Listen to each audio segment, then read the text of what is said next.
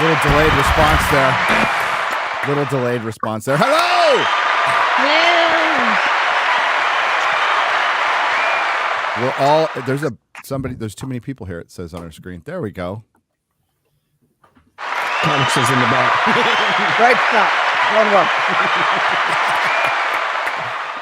Hello, everybody. Welcome back to Friday Night Tights. We are home from Las Vegas. Most of us have survived. Yet, I don't think Disparu's home. I have no idea where he is. Where Are you being interrogated somewhere? I am at the airport. I'm at London Heathrow as we speak. So Wow. Didn't even make it home. I'm almost back. I just didn't have time to get back before this. So Almost home. I sit corrected.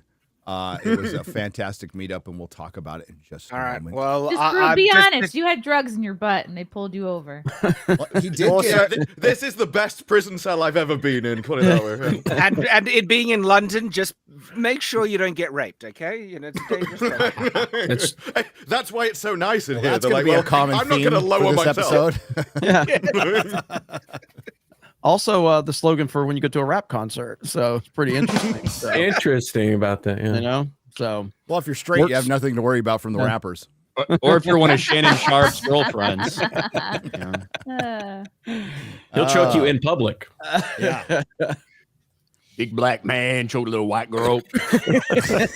That's not a good look, Shannon. Oh, Shannon. But I don't want to. Did you hear that? The audio? She's just like, but I don't wanna. yeah, I don't want to get I almost want to choke her. Shannon. Too bad. Nobody wants to get You talk to me choked. like that, you're going to get choked. I have no idea what we're talking about. We're saving that for the gay black rapper segment later on. Rumble. Yes. Shannon, Shannon Sharp. Sharp, sports personality. So, Yeah. He plays real football. Exhibitionist. Yeah. Yeah. On, Always grateful Instagram. for the things that you guys can educate me on. It broadens my mind. And I always feel dirty afterwards for some reason. I don't know why. We just you learned should. you Thing can't have is, coffee, Shad. The craziest thing is, I'm pretty sure that Shannon Sharp started fucking all these 19-year-old there OnlyFans goes girls this- just to this tell red everybody he stream. wasn't gay. yeah, he had the whole. Didn't he So have much the whole? for saving it for the Rumble hour. leak, Jesus the Christ, late- guys. leak Instagram. Sorry, it's Yeah. tough to know what we're saving for Rumble today because we're talking about rape multiple times. You know what? Topical, It's hard to Gary. keep it all straight, you know. You know what I was would wondering how cleanse- quickly I could bring up the rape thing, but it's like I'm slowing this. To be fair, you Raping told and us choking in the first 2 minutes. Yeah. you told us rape was the topic, so we just figured, you know, My mind And then they is started right now. laughing. Just They were unleashed. laughing about it. Is this because it's spring and rape is in the air and Oh my Well, we're all products of rape, apparently. Yes. So And we're all retarded. So, You know what would help for cleanse this, Ryan. Gary? what was that? consent? You know what would help Oh, cleanse boy. that too? An ad read. An ad read. an ad read. Oh, Speaking of rape, You want to smell good. Right? It you is. want to smell really good. Smell really good. you don't want to offend your victim. More than you have to. this is 100% getting I put think on we should Twitter. start over. This is we should start over. 100%. One of the band I'm episodes sorry, now, it's yeah. my fault. Yeah. Written down if No, your so- Nicole had used. You'll smell so good. She'll say I yes. want to remind everyone that Zack Snyder is not affiliated with this program. Okay?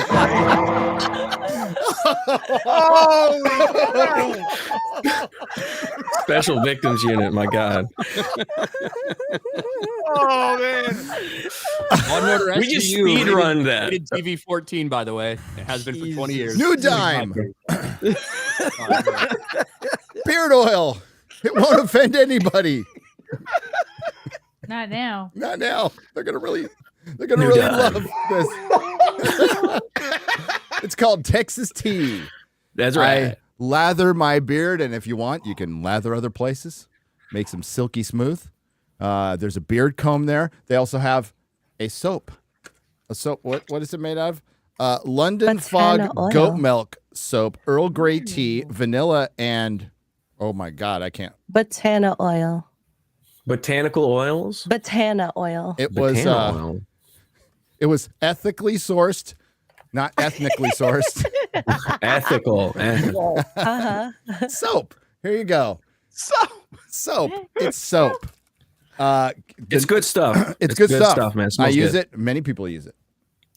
Many wherever they people want. use it. They say it's the best. We're not saying it. They're saying Jeremy Uses says it. he uses it to fight swamp ass. So Swamp ass. It's Is, very something- good. You definitely need to fight swamp ass. Even I'm a little embarrassed by today's episode at this point. Can we move on and talk about the rape scene? it. No, not yet. no. We got to build up to that. Okay. Okay. You Well, I'm just gonna don't want to I would go like in to and actually talk about the episodes as well. Yeah, at you some don't. point too, yeah.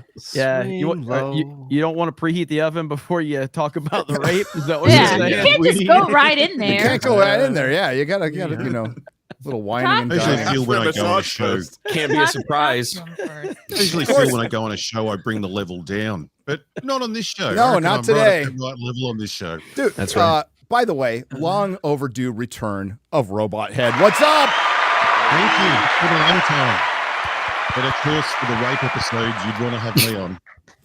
Yes. Episodes Oh, we that had to I pick mean, somebody. We know we said rape episode, Robot Head. Yes. Makes sense. Right. It just makes sense. The science is settled. So welcome back to the show. We should have had you on sooner, but thank God you're here to talk about the really exciting Andor, where the rape scene isn't the worst thing in it, to be honest with you. No. Not even close. Yeah. No, it's Dude. not even close. No. I watched. Okay, so in the last, it's in the last 24 hours, I watched the entirety of season 1 because I never finished it, and I watched the first 3 episodes of season 2 today, and my opinion hasn't really changed. Honestly, you got to give them a little effort for trying. In the first season, the technical porn is fucking amazing. It looks amazing. Skarsgård is great. Probably one of the best Disney Star Wars characters. Everybody else, including the protagonist of the show, I honestly couldn't give a shit about. Andor is such a flat, uninteresting, cuck. wet fart of a character. And it's annoying because just like season 1, there are interesting moments where it's like, oh, you kind of got something there, and then let's move to some boring crap and stretch that out for ages, and you slog through it, and you're ready. And I'll probably would have turned it off. But then, something kind of interesting happens, and here's a retarded dance number at a wedding. It's like, okay. Yeah, it's like for me, season 1, there's things that I think are actually done really well, and maybe the best we've seen in the Disney era of Star Wars. And a lot of it surrounding Luthen and surrounding all of the spy stuff, and this idea that you're trying at the very beginnings to get all these different people connected but keep them in the dark at the same time. And you have to make these decisions. And the speech he gives to the ISB agent that's in his pocket about, the things that he has to do and adopt some of the tactics of his enemy in order to make sure this thing survives. And he knows some of the things he has to do, like sacrifice 30 people that have been fighting for freedom in the galaxy in order to preserve a source that it's fucked up. I think a lot of those things are really interesting. I think a lot of the ISB stuff in general in season 1 with Dedra and all, I think a lot of that shit is pretty good to see the Empire collecting and trying to connect these dots and stuff like that. But then the other half of it, I think, is miserable. The Cyril character, I think the first half of him was an interesting character where, hey, just a guy he's not evil or whatever. He's just trying to be an upstanding officer of the law Company and trying guy. to do his service. And he thinks he's probably a little more important than he actually is. He tries to get to the root of a murder that he thinks happened. Everything blows up in his face. He We've all loses met everything. managers like this dude in retail. Yeah. We all have. But then nothing really happened with him the last half of the season. And I fucking hated his shit in the first couple episodes we saw here. So it's just Well, such a the mixed dinner party bag with with his this shit. mum. Yes. You didn't want to see how he's going along with his mum. Ugh. What are you, not a Star Wars fan? Don't you want to see scenes with a mum? Yeah, I would rather an entire episode of attempted sexual assault than have to sit through another quirky sitcom between Dedra and Cyril and his mom. I didn't finish season 1, but I did start. I watched the first episode of season 2 just so I could understand what we're talking about, and then I watched the controversial scene, which essentially I watched the last half of episode 3. I fucking hate everything I watched. I'm sorry. It's beautifully shot, and that's it. The whole thing is a social commentary about immigrants. Just like in Rogue One, they're casting non-white people to try to push representation. That's what it is. The first episode starts out with a fucking fat black woman. Ugh. For no fucking reason Just other her than she's a big fat ass. black woman. And they really Her like big focus fucking on that ass. big Her badunkadunk big in a ass couple is shots. The first thing you see. That's a lot. And don't get me started on the illegal immigrant aspect of this bullshit, because that's all it is a Trump allegory. It's all this is a fucking That to me is so annoying. And I feel like this entire, what I think is a non-traversy over what wasn't even a rape scene. I agree with everything you said on Daily, because I heard what you said and then I went back, and so that's when I was like, all right, let me check this out, because I know we're going to talk about it on FNT. I think that whole thing is completely overblown. It's not that big of a deal. The rape scene is like, this is insane that people are freaking out over this as being like, oh my God, you'll never know what it's like to go through this. Or like, I don't personally think that the word rape should be in Star Wars. I don't. I think it was that. cringe and too on the nose when she said it was again. way Remember, too this on is the a nose. family-friendly movie series. The That's what they scene, keep saying. the scene about you're trying to make the Empire evil. You're trying to make this this obscure bad guy seem like a bad guy. I get it. Unfortunately, it's Lucasfilm. So essentially what they're doing is they're making the evil white guy prey upon the illegal immigrant. That's what they're trying to do in that scene. At least it was more realistic for him to go after her than the fat black woman. You know what I mean? I think that You might would've be into really the taken me out of the badonkadonk, you moment. don't It know. would've been very Hey, yeah, believable. some guys Yeah. like that, man. Andor likes that, you know. Krennic is easily the best part of this show from what I've seen. I love Ben Mendelsohn. What is this? Let's see. Wait, this is a About rape wizards. Oh, Intended for adult children. Adult children. but I will say that from again, just that first episode and then skimming through the rest of it, this is, from my opinion, from little I've seen, it's the best shot Disney Star Wars product I've ever seen. I mean, it looks fantastic. Yeah, but don't they love rubbing it in your face? Every single scene starts with a slow motion pan across the entire set that goes on for like 30 seconds. Drag scenes. An entire episode of this is just them panning slow motion across their own it set is and Tony walking Gilroy jerking off to his own work, and like it looks good, but dude, like you can minimize half. It should be half the length, ladies, that it is. Many people have said this, but it's true. The first 3 episodes is 1 episode of material, if that. Like The first Chandrilla scene is very impressive. Like they go all out in terms. They do a one shot where they go all through that set, and it's like an impressively shot sequence. Yes. Overall, what we get from it is almost fine. nothing. Right. It's like But fine with Ryan, the- I wouldn't even go Ryan, this I far. mean, let me ask you this, Ryan. So, as someone that knows entirely way too much about Star Wars, Agreed. does this feel like it's made by people that actually know and love Star Wars, or does it seem like the rich kid got daddy's money and was told to make a Star Wars movie? It's like a side character, basically. It feels like a side entry. It feels like a spy thriller that is set in the Star Wars universe. You know what I mean? That's what it feels like. It just doesn't feel like it feels like Jeremy, it's science fiction Star Wars, not science fantasy Star Wars. They removed the fantasy part completely, which is that I fine. would I'm agree fine with, with yeah. going through that area, Yeah. but that's what it is. I would be fine with this if we had good Star Wars, but right now we don't have good Star Wars. Like we don't have baseline good Star Wars fantasy, sci-fi, wizards in space, and fun and adventure. We don't have that. So It's now kinda all like- we have is this. That's not really Star Wars. You are correct, because if you sweet talk the girl and take her out to dinner, then you can make a move on her. But if you just go up and make a move on her because you've been an asshole the whole time, you're probably not going to score. When you can make the Netflix Marvel movies that were deep and gritty because you made MCU movies that were really good. You earned the audience's right to buy into the more obscure underground element. But if you don't earn the audience's respect first, then you it's like can't a get away rape. with stuff. And it's Then it's hard like to- a rape. It's hard So- to even do that when the whole show's character is a character that we already know what happens to. And so any scene he's in where there's supposed to be tension, you're like, well, he's going to live because Yeah, he's like got Anakin I have that one Skywalker and point. Obi-Wan. You can never create a compelling story about them when you know what's going to happen.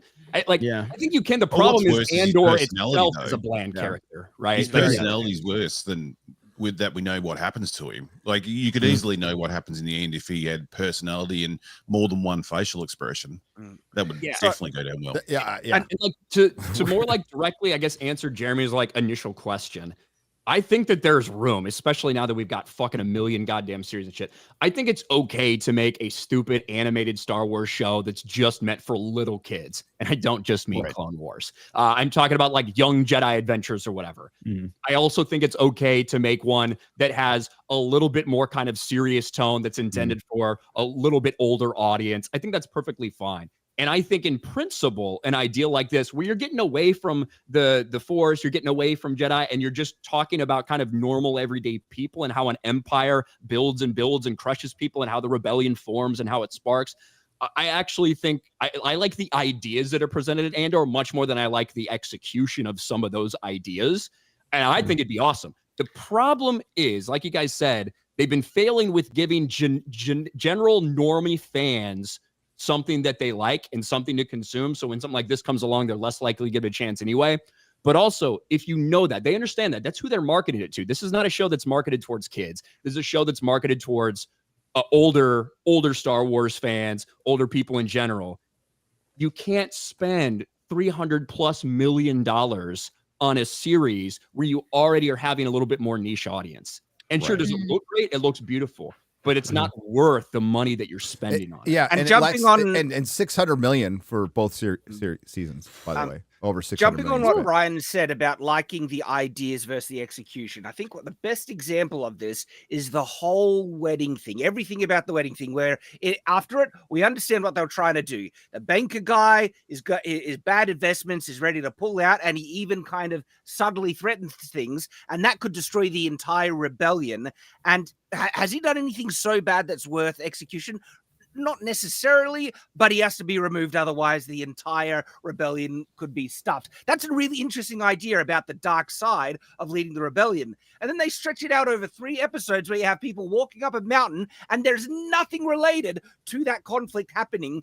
And the talk with the daughter, don't give a crap. I did not give a crap about the daughter, the relationship there, the wedding. So much boring, useless nonsense is just stretched out through 3 episodes where the idea that they're trying to get to is interesting, but they could have achieved that in 1 or 2 scenes. At least with the rape scene, something happened. Like to me, like the second episode where he spends the entire time with the rebels, which we find out is actually on Yavin 4 at the very end, like that sequence should have been about 2 or 3 scenes instead of 30 minutes, whatever that he spent there, right? Yeah, because it makes the payoff like not count at all. You're like, oh, okay, is that what we were here for? 2 fucking episodes? Yes, I get it. I understand what they're saying, that hey, look, when you're building this thing, when you're building this rebellion to try to take down this empire, you know, you're working with a lot of different groups, and some of these people have joined for a lot of different reasons. Yes. Some of it's because they truly do care about like what's happening to other people in the galaxy. Some of them it's for selfish reasons. Some of them are criminals who don't like that they've been in prison or got in trouble for it. So we have all these different things, and you're trying to hold this together, and it's chaotic as shit. I totally get that, and I think it's a fine point to make. But it went on. It went on way too long. And then you had that, you mentioned him earlier, the cell that, I want to say Luthen.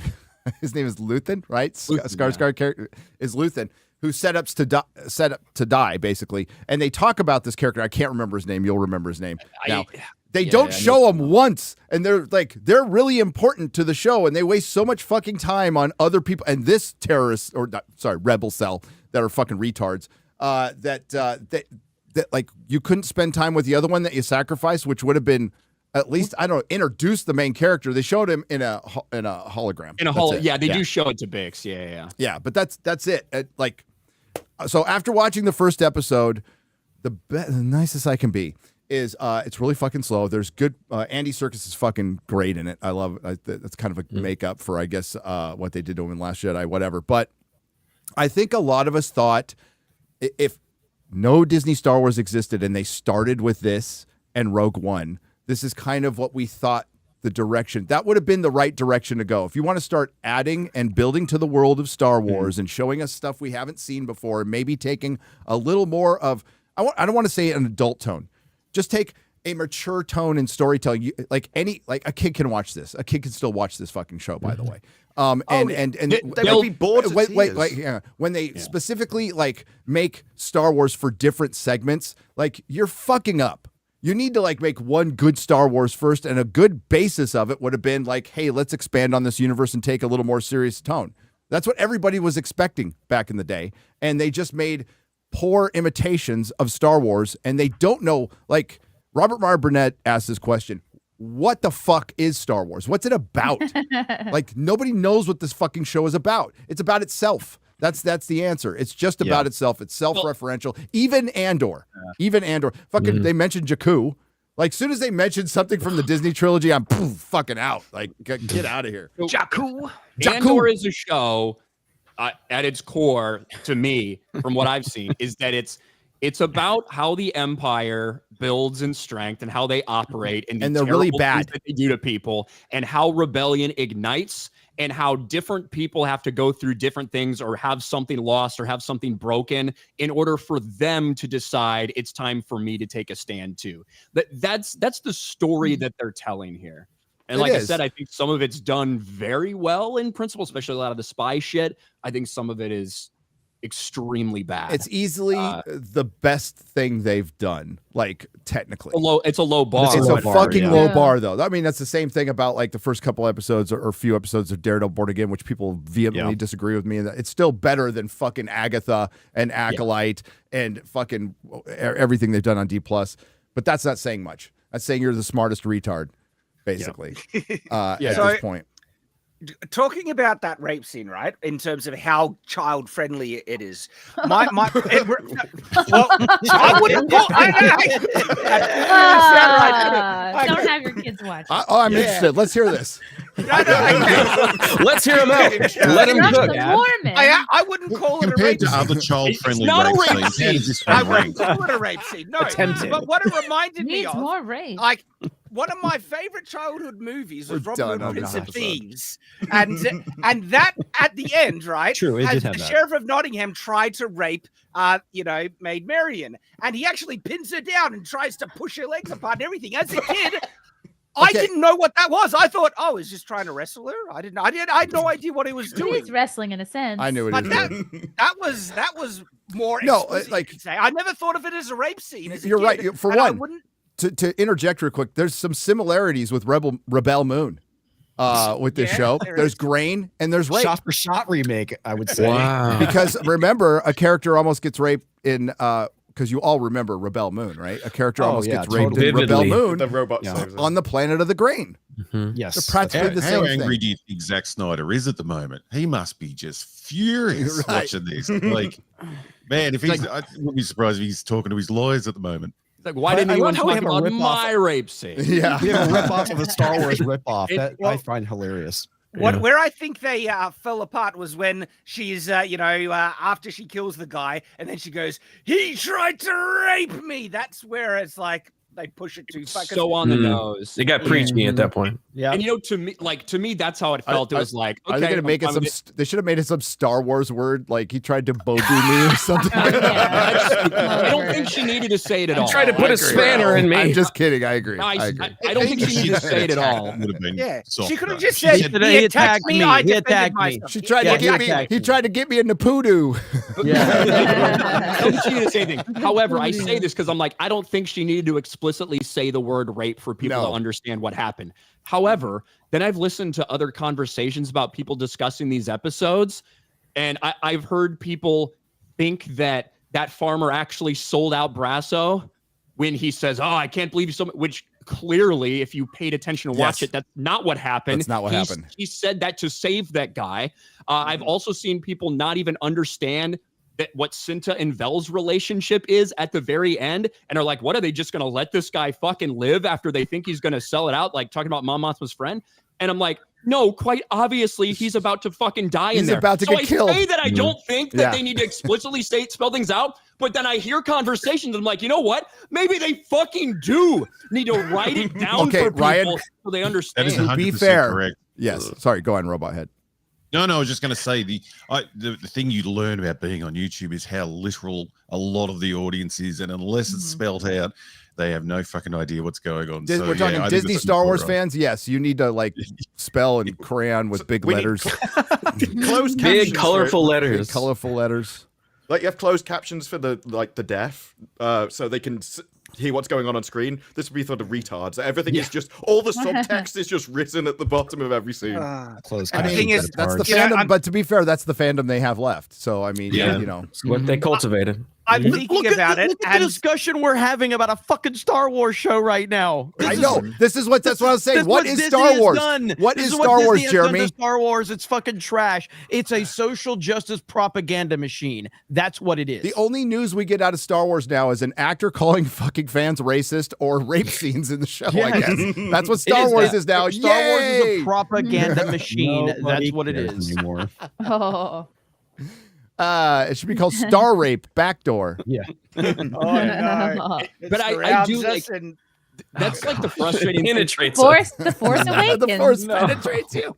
That's the thing that's been really frustrating for me is seeing what I think is like insane overblown. And you know what? I'm going to try to be as reasonable as possible and assume that half of the people, including people I follow and that follow me, who have been like freaking out about this and to me pearl clutching about this incredibly mild attempted assault scene. I think over half of them haven't even seen it. They're just repeating something they heard somebody say, which, you know what? Not a lot of people are watching Disney Star Wars these days, so fair enough, I guess.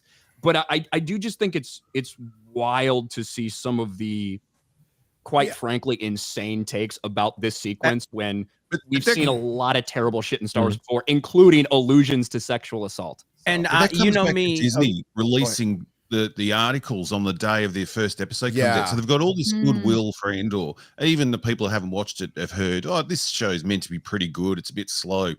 And then on the day it starts, they release what the creator of the show talking about how we all come from rapists, apparently. And then they have the actress who was in the scene talking about, you know, how it was so powerful to do the rape scene. So they're pushing it. And then so the people not even watching the show are like, what the fuck's going on here with Disney? So I understand. I sort of, even though the scene I couldn't care less about, but I sort of understand why there's such a carry on. And in one way, it sort of worked for them because we're not talking about the stupid rock, paper, scissors scene or like the bad parts of the show, the fucking wedding. But we're talking about this rape thing over and over and over. I mean, it is funny. You know, what's not funny about talking about rape, but, you know, there is other things. Or the illegal Are they trying to push the all heterosexual sex as rape at this point? Is that what they're trying to push? No, they're not. And that's like, they're not trying to push that at all. Okay, so the big issue with me anyway is just this being out there. Like this is their promo. What Robot had just said. Like this is fucking Disney Star Wars in a nutshell. You have something good and you fuck it up, whether it's media manipulation or not, which it usually is. It's access media manipulation. But let's keep in mind that even Tony Gilroy and the actors are fucking coached by marketing people. And they definitely pinpoint and bullet point things they want to get out there and talk about. And this was something they apparently really wanted to fucking talk about and make the conversation on their first 3 episodes, which should have been talking about how dumb it was that Andor escaped some squabbling rebels while they're playing rock, paper, scissors, which is much dumber. Andor creator explains that shocking assault scene, we're all the product of rape. And there's context to his conversation. It's still like, you know, what is the context? Because I am baffled. How about the context be Star Wars? I don't know. Right. Can we make that the context? It's like, oh, I really had a good time. People, Disney gave me a lot of money to make this show, and it was tons of fun. You know, like that's all you got to say. Hollywood Reporter knows exactly what they're doing with this headline because the headline and the way I saw a lot of people react to screenshots and the headline itself was that he is somehow trying to say like, you know, it's okay. You know, everyone always gets raped, and that's just the reality of life, which is like, not what he's saying at all. Hide your kids, hide your wife. Everybody out here. This reminds me of like the conversation that started before a lot of these other shows came out. Like, I forget what it was, but it's like, like, are people feeling racist towards whatever main character? I feel like that's like the preloaded conversation, whereas in this case, the rape is like the preloaded conversation. Sorry for the play on words there, but No, I mean this totally. Yeah, you're right. Like usually it's stuff like this. Even Andor originally, there was some talk about, oh, he's Hispanic, so people aren't happy about that. When nobody's ever said anything about that. Nobody cares about that. he's not like fixing a roof. He's not doing anything. I did Hispanic. But I mean, look at the Hollywood Reporter's byline. Jeremy, look at their byline here. This is, I mean, the fucking, that's what the Access Media is gaslighters, right? So Tony Gilroy on why that sexual assault attempt against an undocumented fugitive. Oh, come on. Stop it. Stop it. It's not rape if they're not documented. Fugitive in show season 2 premiere block. That's what Shannon Sharp block said. was necessary to tell an accurate tale of revolution, even within the Star Wars universe. Well, that's the thing. Like, what does the scene actually add to the series at all? Yeah, exactly. Well, so I don't. The thing that I've seen everybody saying is, do you think that rape needs to be in Star Wars? And it's like, well, no, I don't think you needed to show kids getting killed. I don't think not the first time it's been in Star Wars. Right? I don't think you needed to have several of these things. However, this is a show specifically about the Empire and individual people and how they're being hurt by the Empire. So if this is the one show where I could say that I can see why you would want to put an attempted sexual assault in there to show just more of the evils of the Empire. You're right in theory. Normal people. You're right in theory, but it's ultimately about illegal immigrants being abused by the powerful white man. Yes, that's my issue with the whole thing. That's 100% it. And listen, like you guys know, like I don't like arguing with Ryan. Okay, we typically get along very well and everything. So when I heard Ryan's take, I was like, oh, he's fine. I can't wait to argue with him about this. And I watched it. I'm like, I agree with everything he said. Like, this is completely overblown. Like when I saw the reaction on social media about people going crazy over this, I was thinking, man, they went overboard with this shit, and it just was not. You thought it was going to be Marcellus from Pulp Fiction over the barrel. Yeah. I thought I was going to see. The argument sounds like when American you watch History X level rape scene. The way people are reacting, you'd think that they were Theon watching Ramsay like fucking rape Sansa in Game of Thrones or something. That is what I expected when I woke up in the morning based on the fucking pearl clutching of so many people out there. And one, nothing happened. He doesn't even kiss her.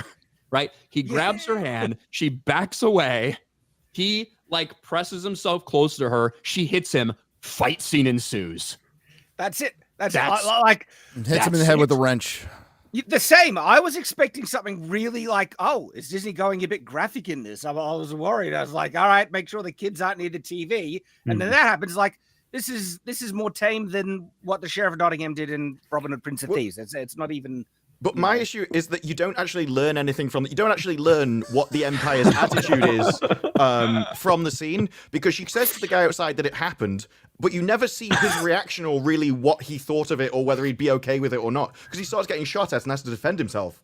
So you don't learn anything about the Empire's position on it, or whether they'd let their officers get away with this kind of stuff, or whether they'd punish them because you're going too far, you're breaking any kind of rules of engagement that they might have. Yeah, I'm gonna go probably. He should have got on the radio and said he's doing it again, or he's done it again, or we've got to get him out of trouble again, or something to just show that this goes on, and we all sort of shove it under the rug. Well, and if you do, again, this is something that you have to like watch closely for. If you see when he's going by that fucking kind of Down syndrome looking farmer girl that the other fugitive is like having a relationship Chrissy with, laughs. He fucking like he's looking her up and down as well when he walks onto that thing. Yeah, and, when she tells her to go away. And the mom is me like, get inside, go away. Like, so they're like, I feel like you can kind of infer from that a little bit that it's not an uncommon thing that might happen with some of these Imperial officers. It's just that I would have been more interested in. It's understandable that individual soldiers will do those actions, but what the actual Empire's attitude is towards it, and whether they would agree, like as an institution. They wanted a controversial scene, and they got it. And it wasn't, the scene wasn't really that controversial. It's the take on it, and most people aren't watching. And the question has to be asked though, like as Disparu said, did it add to the fucking story? And it didn't. Like the scene's fine. It doesn't add shit. And to be fair to the people that don't like it, this is another thing added on to moving further away from George Lucas. So I've said this before, like when, they started wearing glasses in Star Wars and people didn't like that because George didn't want any glasses or buttons and things, and then no bras. No bras in Star Wars. The shills laughed and said, they're only glasses. What are you talking about? But, it just all adds up moving further and further away. So I understand people being annoyed by this. I think it's been blown completely out of proportion. But, yeah, it's sort of, I get where people are just thinking it's moving further and further and further away from this, George. And like you were saying earlier, if we had these incredible movies on screen and like these fantasy-filled, and some aliens in it would be nice, movies that for people to go see. And then we had this show. Yeah. No one would even be talking about it. But, yeah, this moving away from sort of what used to be Star Wars, I think some people are just sick of it. So they see a headline about rape and they're like, fucking, how far are we going to go with this? Yeah, another thing on top of the pile. It's another thing. And here's the thing, like I remember a bunch of people being very excited when Underworld was talked about in George Lucas's Underworld show because he was going to go darker. It was going to be more mature. It was going to be like this. Including more violent and more sexual, right? And people are like, oh my, I can't fucking wait for this shit, right? But George never would have shown anything like this, my God. And look, I don't even want to get into expanded universe stuff because that's a lot of people don't care about that, not necessarily applicable to everybody. A lot of people has no experience with it, so whatever. Let's just talk about what we have on screen, which is Princess Leia being captured, being forced to dress up in a metal bikini, being forced to sleep and lay with Jabba the Hutt. I mean physically sleep, not like fuck. Being licked. How do you do that? That tail's gotta be heavy. By Jabba the Hutt for his own self gratification, right? Mm-hmm. Hey, did you see that tongue? She would have got something out of that. No. Yeah. And so let's not pretend like these themes haven't even been presented as far back as 1983. I don't know what to tell you. And I've seen a lot of people say, well, they didn't have to show it. They could have just implied it. One, they didn't show anything. Yeah. But if you're telling me, so let's imply a rape scene. Let me set something up. Anybody, see if anyone's more offended or less offended by this. Let's say he walks in and is like, I know you're an illegal immigrant. Right? I'm MAGA, baby. Look at my red hat. He walks in, I know you're a dreamer. It's MAGA country. I know you're an illegal immigrant. I'll let you off, but I'm going to need something from you. And he starts like unzipping his tunic and she's slowly backing away. Like, please don't, no. Fucking cuts to another Andor scene doing whatever. It comes back to a shot of the front of their little house. And he walks out, he's zipping his shit up, fixing his shit, and walks out the door. And she's like laying on the ground crying. Keep going, Ryan. I'm almost there. Yeah, that would have been like that. People should be more offended by that for something that actually happened, even though that's implied, than what we saw. And to your point, right, when you think about it, what happened to Leia was actually far more abusive and demeaning than what happened. That was just George Lucas. That was George. Just kidding. Leia essentially got stripped naked. The keen eye will see some titty in Return of the Jedi. Okay, the keen eye will see some legit. It's makeup titty, but it's titty. It's a free titty. They were sex slaves. Twi'leks were enslaved across the galaxy for that very fucking purpose, including the ones we saw in Jabba's palace. Not everything in Jabba's palace was consensual. It's not down. No. But I think people always think, how can they explain it to the kids? So if they go, oh, look, isn't he being mean to that lady? When she screams, he tried to rape me, and little Susie says, what's rape? Then that's an awkward conversation. So it's, I think it always comes down to how you can explain it to the kids. I agree. Sometimes less is more, right? It's actually the issue that creates is that she screamed it out, he raped me, when if they remove that, kids wouldn't need it with, he just tried to attack her. They've gotten a fight. And what's the rating on the show? Is it a rated R show? No. It's a TV-14 show. And that was a TV-14 scene. It didn't go beyond that at all. So. Law & Order SVU has been on air for like 25 fucking years. It's literally they don't make a poster that looks like Skeleton Crew for that show. Like they just they separated the shows a little bit, but they've got Skeleton Crew on last week and virtually the same poster the next week for this. So that's need to market it a bit better. That's whiplash a little bit. If it's just about the word rape too, I think it was way too fucking on the nose. Like I said, They shouldn't have added. Dude, no kid is going to make it through this to the third episode of this fucking series. No kid is going to make. They'll be asleep. No kid should be watching this, not because it's too adult, because it's too fucking boring. They're going to want to be. You hate your children. Didn't say that, but here's a question: the idea that like children aren't able to handle this theme or something like that. Odin, did you think that the rape scene was too far? Do you think it was too much? Anything like that? Other than just like them using the word the way that they did, like that to me was actually worse than the actual scene itself, because as I think it was just mentioned, right, having to explain that word to a child is going to be much more not just awkward, but also that much more impactful on that child going forward than the actual scene they saw. Yeah, you're basically really no different than any violent scene we've ever seen before. Odin, are you offended when they say, could a child understand this? Odin, what did you think? There's a reason I'm asking this. I don't know what I saw. There's a reason I'm asking this. Odin, will you let your children read the Bible? Yeah. Are there rape descriptions, rape scenes in the Bible? Mm-hmm. Yes. So that's what I'm trying to get at here is this idea that we're fucking clutching our pearls over a TV-14 show that uses the word, doesn't show anything. Like, I just don't think it's really that realistic. And look, we are the same groups of people that when Disney came out fucking a couple years ago and we're like, we're going to change Boba Fett's starship name from Slave One because it's too offensive. What did we all say? We said, the Star Wars galaxy is full of heinous shit. We've seen terrible acts all throughout the Star Wars universe. There's fucking slavery. There's genocide. There's people being burned on fire. Anakin gets his fucking cock burned off. There's children that get massacred. Like, don't pretend like this is some fucking little, nothing bad ever happens here. We can't have a ship named Slave One. And but now that's the a problem, lot of people who made those claims about that freaking out over a nothing burger. But I think that's the problem is the same company did those two things. The same company is telling us it's made for children and now doing this. So yeah, I think it's just the outrage with the company and the confusion of what they're doing the whole time is people's real problem. Like, I don't get the arguments about whether Darth Vader would have permitted it or something. Like, I don't get the in-world arguments, but I get the arguments about the company running it and making these changes. Like, that's what I think people are sick of. I think they're sick of Disney Star Wars. I've been Slurpo. There you go. She should be called Slurpo.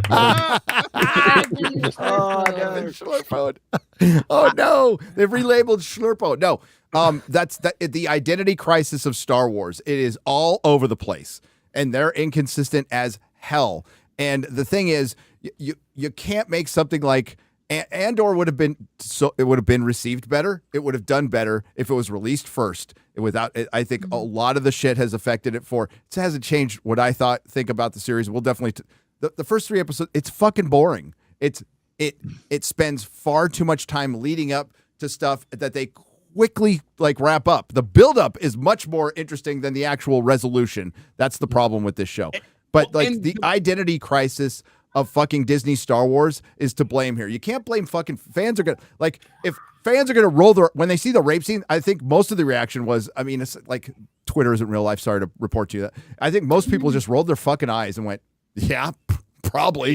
Yeah. And the other problem with this, Gary, that with this specific season, I thought these 3 episodes were worse than what we saw in the first season.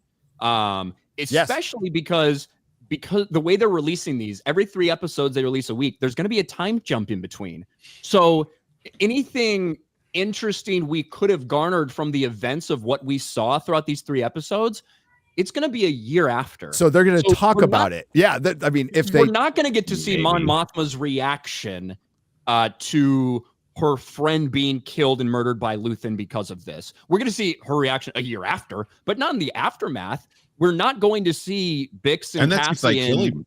If they don't kill him, it's even weirder. He's 100% dying. He's dead as soon as he steps in that speeder. Like, she's going to take him somewhere and kill him. Like, that's the implication that they gave. And Mon Mothma knew it. That's why she's dancing around. That's why she's getting drunk. So that's your resolution. Is that's why she's getting drunk, because she knew she just her childhood friend who they probably still could have worked with, but things are so high risk that they can't take that chance, and they're just going to off them. And that's where. Why wouldn't you show it? We go to a dance party instead of seeing that guy get killed. Like it's just such a weird choice. I agree with that because there was a point where at the end there's a point where they're driving off with him, and you think that would be the last shot, but then they go back to the wedding and have more fucking dancing. Too much dancing in that. And I think it would have been better to have her at least pulling out her blaster or something, like it's something to insinuate it.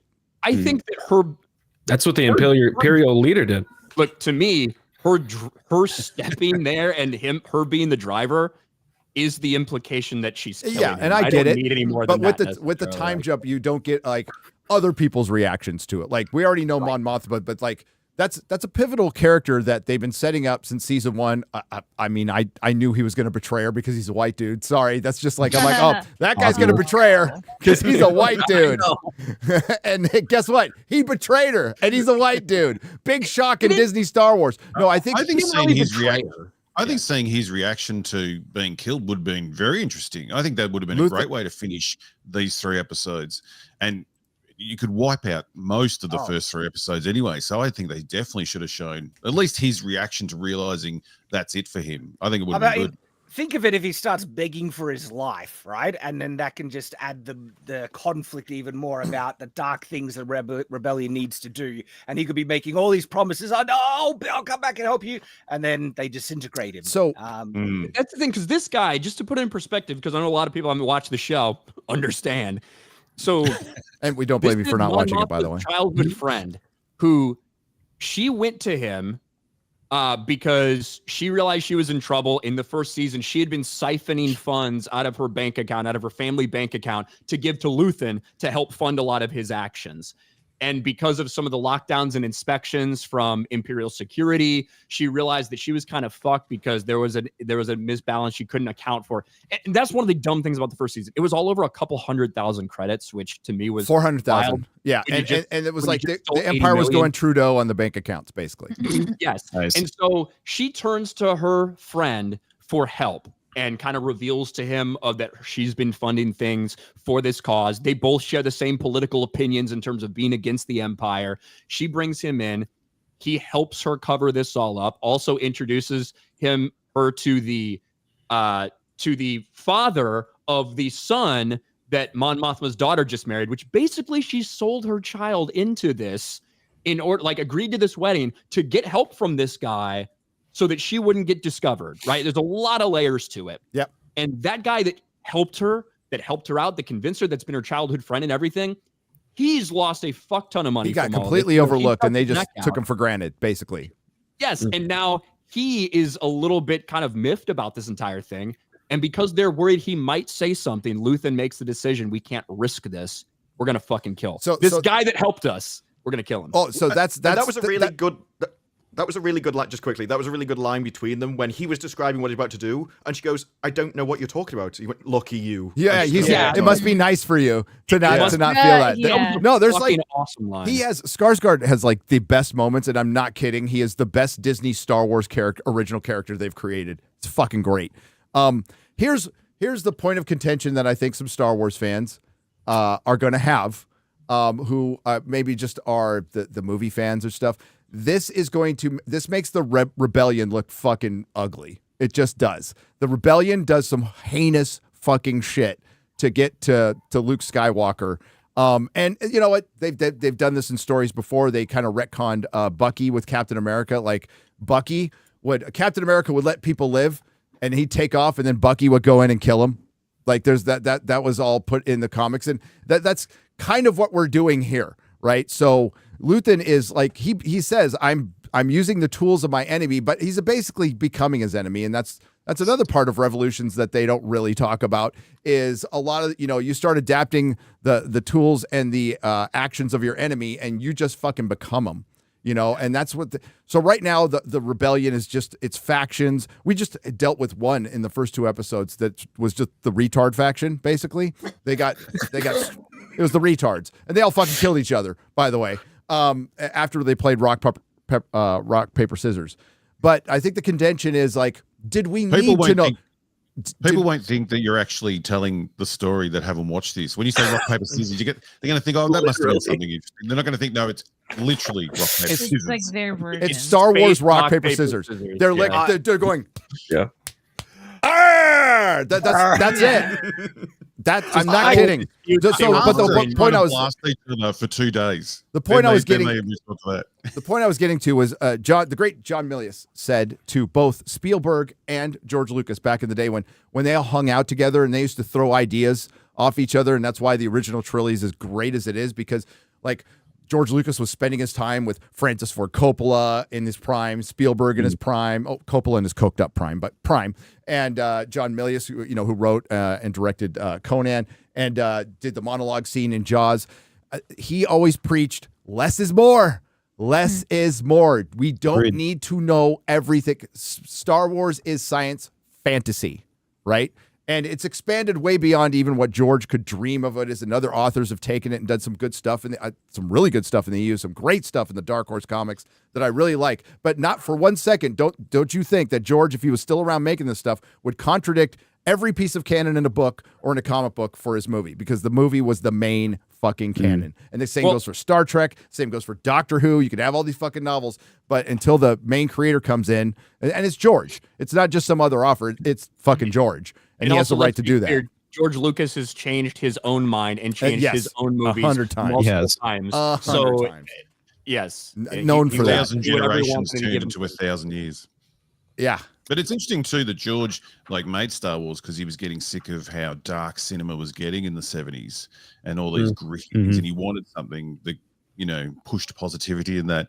And now Disney is sort of going, no, we need to make it dark. We need dark Star Wars, which again, if we had some nice movies on screen, it'd be all good. But when people are looking for a bit of escapism and this is what they're turning into, they're not going to be happy.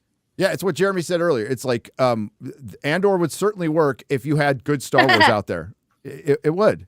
But you don't. If Andor is the only good Star Wars, I said that, motherfucker. Renee's been killing it with those memes. Those are hilarious. It's going to create a lot of memes. It's going to create a lot of memes, but ultimately, the on-the-nose immigration allegory throughout the entire episodes, I think, is by far the worst thing in it. By far. And rock, paper, scissors. And it's like you're just expecting more of that. I found like I couldn't really enjoy it because I'm just like, all right, what's the next kind of woke message they're going to insert here? Well, I couldn't enjoy the rape scene because the rape scene needed more rape from me. In season one, it definitely has an angle, but that stuff really isn't in season one. Season one is way more was boring, but more coherent than this first 3 episodes. So season one felt like it was building towards something. Yes, it did. And I do worry about this second season from that perspective. And even then, like I said, I think half the stuff there's some stuff that's done really well. I think there's some awful shit in season one. But this season, with how disjointed it will be with the release schedule, I wonder if they're going to be able to build that same type of thing with it being so. How many episodes is this season? It's 12. So 4 weeks, 3 episodes drop per week. Each of those 3 episodes is a year apart, basically. Gary, our argument, neither one of us are getting what we wanted with this fucking bullshit. You don't get the weekly model, you don't get the binge model. They're just fucking it all up, dude. God damn, man. Binge it weekly. Like, Jesus Christ, do one or the other. Do one or the other. You brought me and Jeremy together. We're like, this is fucking retarded. This is retarded. This is terrible. I would much rather have the weekly than this fucking bisexual release bullshit. Okay. Dude, either you're in or out. Imagine good strategy for them. Dude, imagine what a slog this would be weekly, though. Holy fucking shit! Oh my god, this last Tuesday would have been 3 weeks of episodes, and it would have just died. The show would not. No, can you imagine 3 weeks from now? It's like they're still at the wedding. For fuck's sake, it's been 3 weeks. It's a 3-week wedding. That's what I mean. 3 episode thing. I wonder if that was the original idea, or after they watched it and thought, "Fuck, there's not." Well, didn't they release the first season? The first 3 episodes dropped for the first season, and then they started with the weekly after that. Correct. That's what all streaming's going to. Wednesday's releasing that way. Netflix has been doing it for a while. Stranger Things numbers. It's also half the season and then the next half. We'll talk about it a little later with Netflix, but it's how things are structured now. These things are not made to be weekly. That's the problem, is you can make an episodic show weekly because each episode has to end on a little cliffhanger. Look at Game of Thrones. How did every fucking episode end with a big, like something at the end? That's kind of what you do. That's how you do it when you have an prestige TV. If you want to do it weekly, this was put together as a movie. It's a big, long movie. That's what it is, and it just. I kind of wonder because originally, supposedly, the plan for Andor was 5 seasons, right? I do wonder because they didn't get obviously the viewership ratings that would really justify even a season 2, let alone 5 more seasons. I wonder if like the ideas were all compacted into mini. That was my idea. Feels like it feels like it. Make it, but there's no way this faster, is the whole though? season what we just saw though, because it still seems spread out. Yeah, It doesn't seem like a whole episode. You could just delete the 3, but it does. One episode would be easily enough for all of this. We didn't need that much of the wedding or any of it. We didn't need the bloody retarded gang. That's funny. As a normie, I liked the wedding. I'm like, ooh, the wardrobe is so pretty, but like I don't. You're a girl. I would never care about the show if we weren't watching it. It's for the women and gays. Okay, that's what it's for. They had a Death Star. They had a Death Star disco ball at one stage. I think that there should have been more discussion surrounding the wedding because it is kind of a big deal. Because Mon Mothma basically promised her child because there is like arranged. She sold her child out for the rebellion. She sold her child in order to get in bed with this financial guy. Maybe a little bit of Hollywood on the nose stuff there, to get into this financial guy to help her out with those problems. And you do see a little bit of that when she's saying you don't have to go through with this. I wish we would have got to see a little bit more of her discussing that specific thing and how fucking awful she has to feel about forcing her daughter into this. Now, it turns out the daughter doesn't care and wishes she was fucking drunk and go away because she is embracing this kind of traditionalism of Chandrila. But I feel like that kind of got overlooked, I suppose. I agree. First couple. Yeah. Because it was too dragged out. It turned into a soap opera. Like even the conversations were too dragged. So it's like The Bold and the Beautiful. We just kept going back and back and back. Oh, God. The lesbians always longingly looking at each other. Yeah. It's like, just bring up the space U-Haul and do the breakup because that's what's going to happen. Maybe some domestic abuse. We're not sure. Maybe they'll show that in Star Wars. Maybe they'll be the first lesbian domestic abuse in Star Wars. Go to Space Home Depot. Yeah. I don't know. But like the longing looks between those two were just, and dude, the fucking mother coming over for dinner. And like Andor's filled with like Doctor Who and Harry Potter and Game of Thrones actors. So oh yeah, when she took that guy away at the end, I was like, he's already in torture just being in her presence in the car. You wouldn't need her to top me. I'd jump out the car myself to get away from her. Yeah, like because I think the Dedra shit is interesting and the ISB stuff is interesting. What a fucking waste. This entire first 3 episodes, complete fucking waste, nothing burger. That scene more out of place in Star Wars than the fucking attempted assault scene. Like, it felt like a bad sitcom.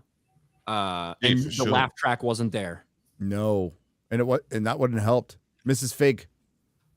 Cyril looked like he would have rather got raped than be in that fucking room with his mother at that. So he's with what's the Imperial chick's name? The one who looks like she's smelling something bad all the time.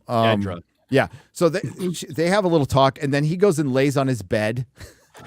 Yeah, that was so weird. I was like, what are you doing? It was just around the corner. That's what made me laugh. I thought he was at least down a hallway, but he's just around the corner. Now, listen, every time I see my parents, I want to lay down too, but just around the corner. I know. It's not off to a great start. I don't know what the ratings. I mean, it had a lot of goodwill, Ryan. So I think this will, unlike Daredevil, show up on the charts. But barely. I don't know. That's what I'm wondering because like Daredevil, I expected Daredevil to chart. It's Charlie Cox and Vincent D'Onofrio back to play these great characters. It didn't. So is it Daredevil or is it Disney Plus?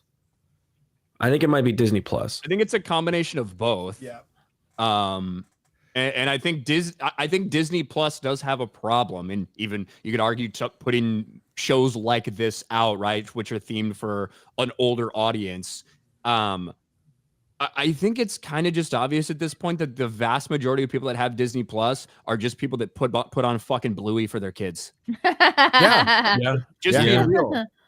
Because no one's tuning in for any of their original programming. No. And if you look at their menu now, people are still subscribed. It's turning into Hulu, right? So you're not seeing just all the Disney Plus stuff. You're seeing ESPN stuff, live news. So it's starting to look like the menu of YouTube TV, which is hilarious. And they should just roll Disney Plus into Hulu at this point. Oh, that's what it looks like. Yeah, wash their hands. Wash your hands of it. Make it a category on Hulu. Did Andor season 1 track at all? Because didn't that bomb? No one showed up to watch that one either. Andor did chart very low end, but it was one of the only Star Wars shows that over the course of time gained in its numbers, as opposed to every other one we just saw fucking sink down and down and down and down. So that was like one of the only positive things they had going for it, because by its end, it had better ratings than a lot of other these shows that have come out.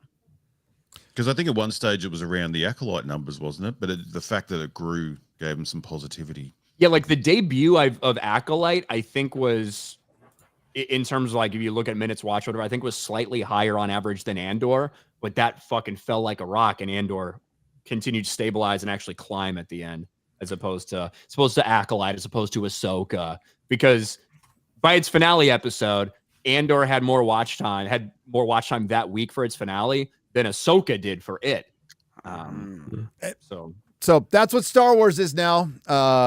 Actors calling you racist and rape scenes, and they had a celebration that nobody fucking talked about. Even the return of Hayden Christensen in Ahsoka season 2, all went out like it was a fart in the wind. So can we ask this motherfucker why his Force Ghost doesn't show up to talk to his goddamn kid? Because Ahsoka's so goddamn important. Everything. It's got to be Ahsoka. There is good news for Star Wars. My favorite Star Wars movie is back in theaters, and it's blowing up at the box office. That's Revenge of the Sith is going to make, what's it going to make? $30 million this weekend? $30 million this weekend. Really? Fucking insane that it's going to make that much money on a re-release. So yeah, Smart move. That's the only one they re-released, by the way. Disney Star Wars is dead. Yeah, really. They re-released They released Phantom Menace back in the day for 3D. Yeah, and it made it like $600. They waited like 10 years. Yeah. Phantom Menace made a fucking $1 billion, Gary. That's right. So did Avatar. Along with other classics in the 90s. So did Avatar. Jurassic Park and Titanic. Yeah. That's right. But yeah, Revenge of the Sith is back, and it's crushing it right now in the re-release. So I'm happy to see. I'm probably gonna go see that this weekend. Me too. I'm gonna find some time. Take the kids. It looks like an I'm not. I'll reread the novelization. It's better. Novelization's badass. It's good. Novelization's fantastic. Very good. On the Very good. original script. Just like the Return of the Jedi novelization is based on the original script, in which instead of when Leia, after being like caught by Jabba, is like, I have very powerful friends. You know, in the movie when he's like, Gangu Wanga Yago La Bo La De. You need a modulator. And the subtitles just show up, I'm sure. The original fucking thing is he's like, I'm sure, but in the meantime, I'll enjoy my time with you. And then is when he licks her and actually fucking kisses her. The scene where C-3PO's like, oh, I can't bear to watch. It's Jabba actually kissing Leia, by the way. So. Well, they cut out Luke constructing his lightsaber too, which is kind of in a cave, scene. which would have been fucking exactly. There's awesome. a lot of things that end up getting cut from the original script. I think that was stupid to cut that, but that's me. And even in the junior novelization for Return of the Jedi, the reason that Leia's asked to change clothes is because when Jabba licks her, he didn't like the taste of her sandy clothes. He wanted to lick her skin. In the junior novelization for Return of the Jedi. Yep. All you fucks out there that are bitching about this nothing burger of a fucking scene. Ryan's very measured response. Thank you. I have We been know all the big very... shrines got highlighted in all the books. I have been very measured throughout this entire thing because I'm well aware that it's very divisive and that so many of my followers or mutual followers or people in the sphere were very upset. I've been very measured about this thing from my standards. And let's remember, even in something like Tolkien, that this stuff is insinuated. Gollum eats children, like, that stuff's there, and that would be like considered. their dicks. He eats their. I mean, guess he all of eats it, their I dicks. I guess. guess he eats all of it. That's the last It'd be part. rude to waste it. The Yeah. last part of the Wasted. first part. What It's like, order does Gollum eat? Yeah. Dude, that's the goddamn. They did release the 1/6 scale Gollum figure, and they gave him a fucking dick. He's got a dick. I hope it's a Highly detailed Weta. Show me. So detailed. He did a hog. It's like, what the fuck, guys? The whole thing. I don't need. You know, It's a little in the behind- shriveled 500-year-old dick. Yes. Gary, Fine. in That's the behind unfortunate. the scenes where you see the 3D model of the troll that they think, he's got a wang in it. Like they actually modeled his wang, but they covered it with the look of the Yeah. movie, but he does. I said Weta. They're thorough. They're Very thorough. Very thorough. Something Disney Star Wars isn't. So yeah, Andor. Not off to a good start. That's I'm glad all. we're talking about Star Wars again, guys. Yeah. Yay. The moniker of Andor has still Star stuck to the show. Wars. Yay. Well, do you guys think, because Andor season 1 was very much, a lot of people that watched it liked it a lot. Do you guys think that's going to carry over into this? I don't know. We'll see. So, again, this is not a show that's made for just a normal general audience. I don't think they have the attention span. I don't think they have desire to watch this.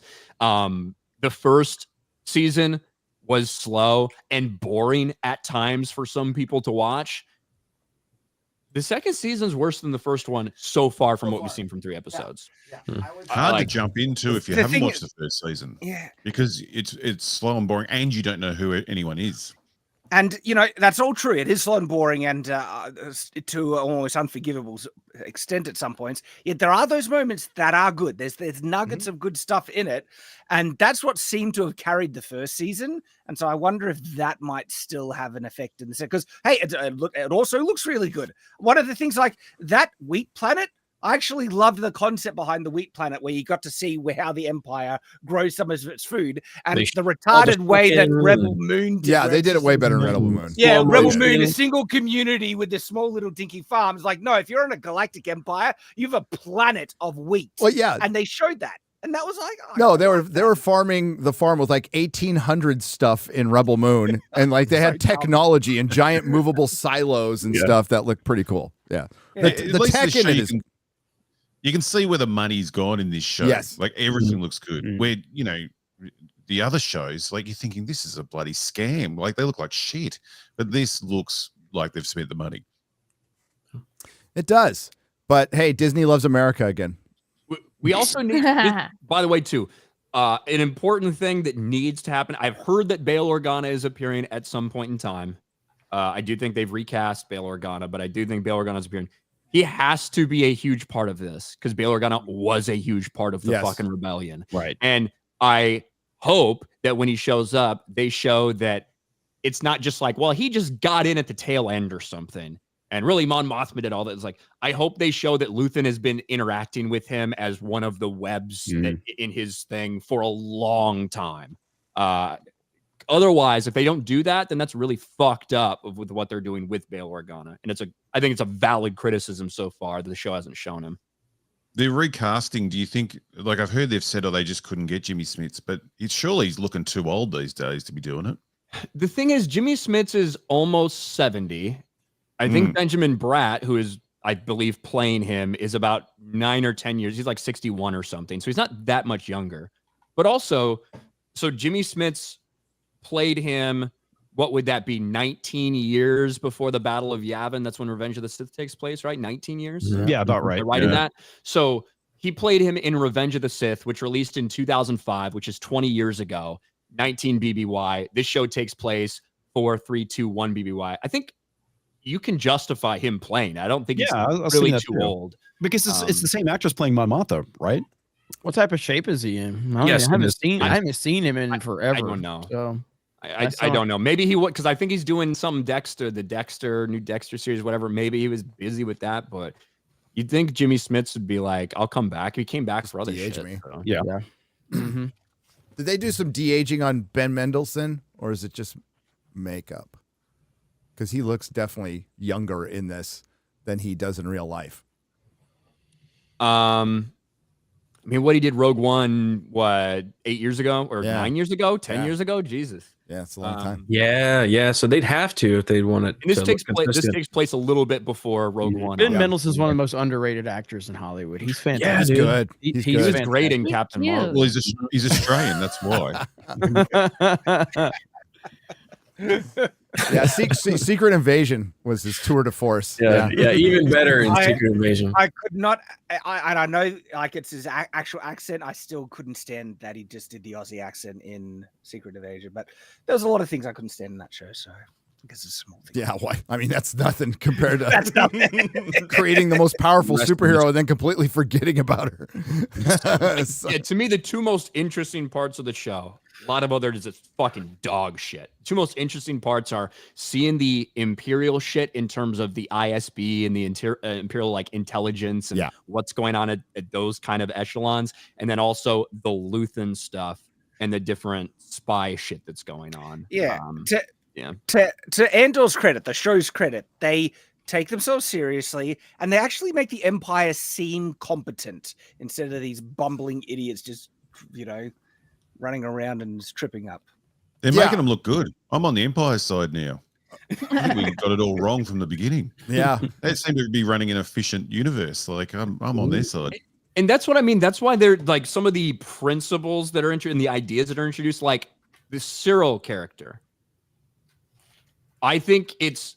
I don't think that every single Imperial needs to be shown as that rapist or as an evil. I'm interested in seeing someone like him, who's randomly farmed out corporate security but working for the Empire, who takes their job super seriously. Not because they're an evil piece of shit, not because they want to go around and rape people, but because they like the principles that the Empire stands for and what they're being told are the principles by the government in terms of order and discipline and things like that. And he thinks his lazy fucking boss is incompetent and he takes charge and tries to get a bad guy. It's in way over his head. It blows up on him and his life gets turned upside down. Like, I think that is an interesting perspective to see it from. My problem with the second half of the first season is that it was a big fucking nothing burger after that. He basically just idolized Dedra and like he just shows up randomly at the end to fucking pull her aside. So it was just like all nothing. It was just all a fucking waste of what they could have done with his character. Now, maybe in this one, I fucking hated this first episode or his second episode, whatever that was. The only interesting thing they could do, because they probably will, Dedra will probably get disillusioned with the fucking Empire because she's a fucking woman, so of course she will. Well, she already is. They're hinting at that. Like she's already out. She's already like saying the Emperor is panicking and she's the smartest one in the room and everything she's done is. And even when she was wrong at the end, she was kind of right. Like it's like, and she's like the one woman there. And they've already mentioned in the first season, like it's harder for you because you're a woman. It's like, yes. And so what I think they may do is that she will have reservations and start like voicing them to Cyril, and then Cyril is going to be like, what do you mean? Like, we work for the Empire. We work to further the Empire, right? And then Cyril gets fucking hardcore and he turns on her. Like, I think that might be what they end up doing with these characters, but I don't know. Yeah. That would be good if they did that. There's got to be something with her character because she just seems at odds with them. Like they put her in charge of Gorman, right? Where the Gorman massacre is going to happen eventually. I wonder if they're probably going to show it. At some point because we skip years, right? So that would be maybe in the third part. I don't know if they show it at all. But and she's like, I don't want to be in charge. This is she's for the rebellion making mistakes. Like use the rebellion and use it because they're fighting information war here. So basically they're using. Yeah. They even have a whole scene where they talk about misinformation, basically. The Empire talks about misinformation and planting seeds of that. So her aspect was, let's wait for the rebellion to do something stupid, because they will, and then we can take advantage of that. And they're like, just do as you're told, little lady. Stay in line. And she's going to end up being right. Remember, like, the whole plot line and point of, all the Death Star stuff and everything is... You heard him talk about it. Oh, the Emperor's really interested in energy independence and blah, blah, blah. What they're really doing, why they're really interested, is because the mineral, which is like the alakite or whatever it is, like that's something that they need to coat the sides for something in the Death Star super laser. That's why they need a big supply of it. That's why they want it. That's why they're after that planet. and they're trying to work around those things, but they don't want to tell anybody that because those people aren't cleared to know about it yet. No. So Although they're building the entire, the Death Star's damn near done. same thing that I think what's his fucking name from Rogue One. Like, I think that he supposedly got tricked into helping because they wanted the Kyber crystal stuff for the Death Star laser, but they pitched it as we're looking for renewable energy sources, stuff like that. So that's how they were able to use some of these people in their very secretive plans to build the Death Star. All this work on the Death Star, if only they knew a little farm boy was going to blow it up on its first day at work. Like, so a little ventilation shaft. Before Disney took over, there was a book that got released in the expanded universe called Death Star. And it went like through years and years of like the making of the Death Star. And it's not, I wouldn't really recommend it. It's kind of a slog and there's a lot of technical shit in it. It skips around with characters. But I did think it was very funny because constantly they were bringing that. They had one guy who was just so focused on this problem that he saw, this exhaust port that's going to be a problem. And he would push it off and they'd be like, all right, we'll get that right up. And just the bureaucracy involved that continued to get shifted and people ignored it and never got taken care of. It was pretty funny, actually. Oopsie doopsie. Hey, speaking of Star Wars is dead. Yes, it is. Speaking of dead Star Wars, an actor who's in Star Wars and Marvel and in Last of Us. No, he's very much alive. In Last of Us, Pedro Pascal. Ugh. Pedro Pascal, as he's continuing his audition to get every role known to man in Hollywood, and it's working completely by going after J.K. Rowling. He's horrible, dude. He's the worst. He really is. Pedro Pascal calls J.K. Rowling a heinous loser. He said heinous loser behavior, but heinous loser for latest transmission comments. I don't even know why I'm bothering. We've said rape like 1,000 times.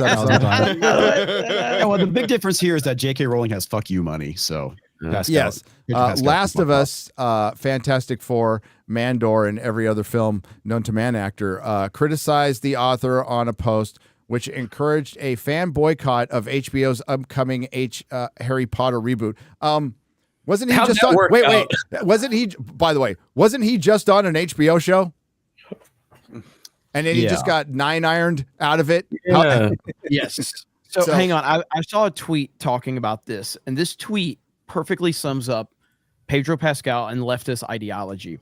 The tweet says, trans ideology is so funny because you will have a male feminist fighting against a woman fighting for women's rights while he believes he's fighting for women's rights when he's actually fighting for male privileges. Oh, that is so accurate. It's so accurate. Boom. Yeah. It's so accurate. It's so simple to put it in those terms because that's exactly what Pedro Pascal is doing right now. Fuck these people. Fuck Pedro Pascal. It's absolutely insane. J.K. Rowling is every fucking thing the left claims they want. A strong, powerful, successful woman who's a self-made billionaire, and they hate her guts because she disagrees with them on one fucking topic. One thing. Because she is a crazy leftist. I've said this 1,000 times. She is not on your side. Nope, J.K. Rowling is not your friend. She's not putting on a MAGA hat. She's not going to be like based and all. She's not. Yeah. She's a leftist psychopath that has one different opinion, and they hate her. Pedro Pascal has a trans sibling. Isn't that what this is all about? Yes, he has a brother. Pedro's really mad. Pedro's really mad that his fucking brother will never actually be his sister. That's what fucking Pedro's all pissy about. I actually think it's worse that he went on the Thunderbolts red carpet with the T-shirt on that said "Protect Dolls," and that is attaching your political messaging to the marketing of a different movie that you're not even associated with. And so I think that's like the Rachel Zegler stuff all over on the again. heels of the Rachel Zegler stuff. Yeah. You're not wrong. He knows he's doing it, and he knows he can get away with it, like completely. What the hell? Well, it's protected. I find it interesting that he would call, J.K. Rowling, a heinous loser behavior when she is just on top of the pile in terms of success. That's crazy. Yeah, she's winning. We can put whatever her opinions in life are. You cannot deny this woman's impact on culture, and her name will be remembered forever. And somebody like Pedro Pascal is going to attack her because she has one fucking opinion. This personifies the left right here. It really does. This is going to be helpful for Gina's wrongful termination lawsuit, because if Pedro is wearing this trans slogan on his shirt at a Disney event, not just on his personal social media, do you think that is something she can use in her argument of like, oh, this person is, they're using their freedom of speech, but I can't. I think it's going to be I don't think it can hurt necessarily, but I also don't know if it happening 5 years after the fact is going to have too much impact. I think much more relevant is the stuff that happened prior during it. Yeah, his direct posts.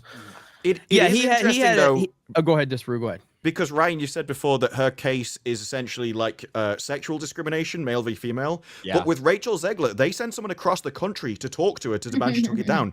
They haven't done anything to this guy. We've heard absolutely no kind of repercussions for him. So it does come across that they are treating people differently. Yeah. Yes. Depending on and we've brought it up before, but one of the most actionable things, I think, not being a lawyer, but have been in a couple courtrooms in my life, not for IP, that a marketing person from Disney went to the press, an official person from Disney, and basically called her abhorrent, called her an abhorrent person, which put her on a blacklist, which kept her from getting work. And it doesn't matter how much money Gina has now, or it's about like damages. It's about damages and about and it did cost her roles. That's 100% cost her roles. Yes. Yeah. And he's going to be the leading actor in a whole, dedicated TV series. The thing with Pedro specifically is that if you go to this post that was made, the person's calling out J.K. Rowling and he's calling for a boycott of the Harry Potter TV series, which, look, Black Snape, I ain't happy about that shit. But he's calling for a boycott of the Harry Potter series. Don't watch the Harry Potter series on HBO or on Max. Pedro Pascal, even though he just got fucking killed off, is currently starring in a show for Warner Brothers on HBO and Max called The Last of Us. And he is in the comments supporting a call for a boycott against this company that he's working for. Absolutely insane. Similarly, a month ago or whatever, when Snow White was bombing and Rachel Zegler was getting called out by Disney and thrown on the bus and all this stuff, Pedro Pascal, who has 2 big movies and is going to be in Avengers Doomsday as well. He's in Fantastic Four. He's in Mandalorian and Grogu, who'll be in Avengers Doomsday, right? You have this big Disney star for you publicly supporting her. Wow. In the midst of this fucking monumental travesty for your company, which was Snow White. And Pedro Pascal gets off scot-free for this. What does he know? That's my question. Is what kind of dirt does he have? He is willing to say all the right things. I don't think Pedro has any. Kathleen Kennedy has a lot of information, but I don't think Pedro knows shit. I just think Pedro he ticks all the boxes, and he said, and he's ticks all the boxes, and he has the right talking points, and he licks all the boxes. Yeah. I don't know if he's interested in that. Yeah, maybe. Yeah, you see his outfit, Star Wars Celebration. Pedro is so forgettable. I just don't care about him, and therefore, for his comments, even as stupid as they are, I forget him. The day after they come around, it's like he's a gray man. Disparu, you know what a gray man is from Wheel of Time. Yeah, a gray. Yeah, or the silence in Doctor Who. There's a few things. The moment you turn away from him, you forget. Forget about him. Yeah. No, that's like he can act. Okay, fine. He's really good over in Martell, but he is nowhere like he is not a movie star. He's not putting any butts in the seats, and it doesn't justify the amount of roles he is getting, and which is a lot. He has a really fucking good agent. He's fucking Reed Richards, guys, the smartest man in the Marvel Cinematic Universe. The smartest man played by the dumbest man. And if I never saw Pedro again, I would not miss him. I kind of prefer that. To be fair, Patrick Stewart, not the sharpest tool in the shed, but can really pull it off in acting. Yes, But I compare it to like actors from the 80s and 90s where you just wanted to see him in another role. Like, is Arnold Schwarzenegger going to make another action film? Where's the next Jackie Chan movie, right? You wanted to see these actors in future roles. Pedro, you'd go see Twins after seeing a Terminator film. Like, you'd go see anything they were in. Yep. It didn't have to be another action film. You'd go see a comedy or whatever they did. Jingle all the way. If Jeremy's Pedro was favorite. never in another film again, I'd forget about him. I'd not care, and I'd probably be more The world happy. would be a better place, to be Yeah, honest the world with would you. be a better place. But He's you know what? oversaturated. You don't have to wait. It will be the next thing that comes out. But he will be in it. I would like to bring up that, and Ryan's brought it up before. J.K. Rowling utterly silent on the fucking HBO series, good or bad, not a fucking word. Isn't that weird? Yep. I guarantee they cast a trans person, she'd fucking talk about it. But to me, it's shocking, especially now that we have the official cast announcements, that she hasn't uttered a single word, which leads me to think that she's not really fucking involved in this. No. That's just guesses. We don't fucking know. Or she's fine with it. I was gonna say, she is involved and she's totally fine with it. Yeah, but then wouldn't she fucking talk about it? Yeah. Good point. She would say Like she'd something. be all, hey, this casting looks great. Let's go, guys. I don't think she cares. Nothing. Nope. And She's got her money. I don't think she cares. She's doing the what thing George is, look, Lucas. She's Black past it. Hermione is one thing, Black Snape is another. Even just the casting of Dumbledore and using an American as Dumbledore, that 8 years ago, if that had happened, J.K. Rowling would have been talking about that nonstop. Just because that was her like one fucking rule for the movies. One of the major rules for the movies was she did not want people who are not British acting in these movies. And for that to be the first casting that happens, already like one of those rules that existed before not happening, that in and of itself to me is it makes me wonder. I have no idea. We've heard a couple whispers from behind the scenes, but it's strange that she hasn't said a damn thing. No, she's Gus Van Sant in Giant Silent Bob Strike Back when they're doing Goodwill Hunting 2. And he's all counting, Ben. I'm counting money. You guys don't remember it? You guys, none of you I get this remember that. fucking reference. Jesus Christ. Yeah, I got it. Thank you. Gary's like, please laugh. Please clap. Please clap. No, I love that movie. I have a button for that. That's all she's doing is counting fucking money at this point. Moving on. Please clap. Please clap. Gary Chan, meme that one right now. He's not home, or he would. I can always come back. You can always come back. Always watching. With Pedro, you wonder if there's anyone like the Tom Cruise character in Tropic Thunder, just pulling their hair out in the background, like wanting him to shut up, and you think, oh, not in this day and age. But then the Snow White actress, one of the producers flew to see her, didn't they? We only know about that because his son talked about it. So you wonder if behind the scenes, if people are pulling their hair out with this guy.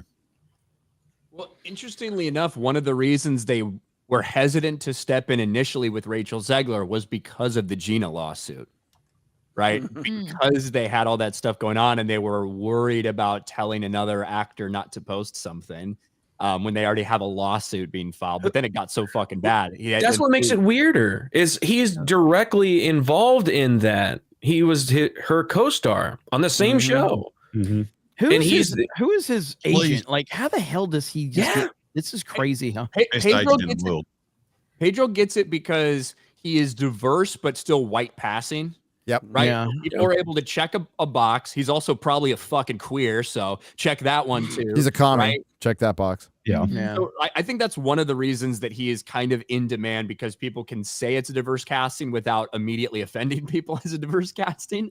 If that makes sense. It does. I don't know. That's why I got the role. Ambiguous looking. The issue they've got, though, with not calling him up publicly is it gives the idea that other actors can also do it. So Florence Pugh has already come out in an interview and just agreed with it and said it was a great message. She's really glad it's on the red carpet. And so they kind of do have to make not a statement, an example when somebody does this, that you can, like, you have to, Disney, when you're on the red carpet, keep it. I'm sure that there's probably people okay. Disney has created this problem, so none of us have sympathy for them whatsoever, but they do probably want to dial it back a little bit, but they're trapped. They are trapped by their own employees. They're trapped by their industry and the culture that they have created. I mean, like, there's nothing they can do about it now. You can't, like, you got to rip it out root and stem, but that's their entire company. So they have to just hope it goes away. And I'm sure, like, some marketing people are cringing when they make statements like that on on Thunderbolts, especially hot off the heels of the failure that is Captain African American, a failure that is Daredevil. They need like a win in the worst possible way right now. It's not like they lit the world on fire with the fucking Fantastic Four trailer. They just didn't. And now like the actress herself is like, Silver Surfer's a dude. Silver Surfer's a dude. Julia Garner recalls gender-swapped Fantastic Four offer. Wait, isn't the Silver Surfer a man? Yes, he is. Yes. Well, I'll play anything. Good for her for being honest. I have no standards. Wait, Marty, great isn't the point. Silver I'll play anything. Surfer a man? Don't he got a dick or some shit? So, I mean, this doesn't change anything. Honestly, people are going to take the roles. Whatever. You could say no, and other actors have. You know what? A lot of actors said no to the Reed Richards role. Like Pedro Pascal was not their first choice, but a lot of people said no. It was the only choice that said yes. Yes. So, and then we have. I saw someone say, "What does Pedro Pascal got? What do they call it when you have to go through like the shame or whatever? With Hollywood, Hillary. Like what they did with John Cena. Like they made him walk out on stage naked. Like a humiliation. Humiliation Tour. tour. Like what is he Pedro done? does that every day. Have you seen Struggle session? Yeah. Apology tour. But and I know this all talk about, but Cody Rhodes on SmackDown last week called out John Cena's Oscar moment where he said, "You walked out on stage butt ass naked at the Oscars in front of the people you run errands for now." It was fucking awesome. Ooh. I was like, holy shit. Oh. Damn. He should have said, "Hey, is Taiwan a country?" Yeah. It was so Tell good. me. It was John Cena. I'm so sorry. I'm so sorry. So sorry. Yeah. Netflix. Ted Sarandos came out and said something true. Basically, he was asked if you want to pull up that article. Netflix CEO Ted Sarandos says movie theater model is outdated.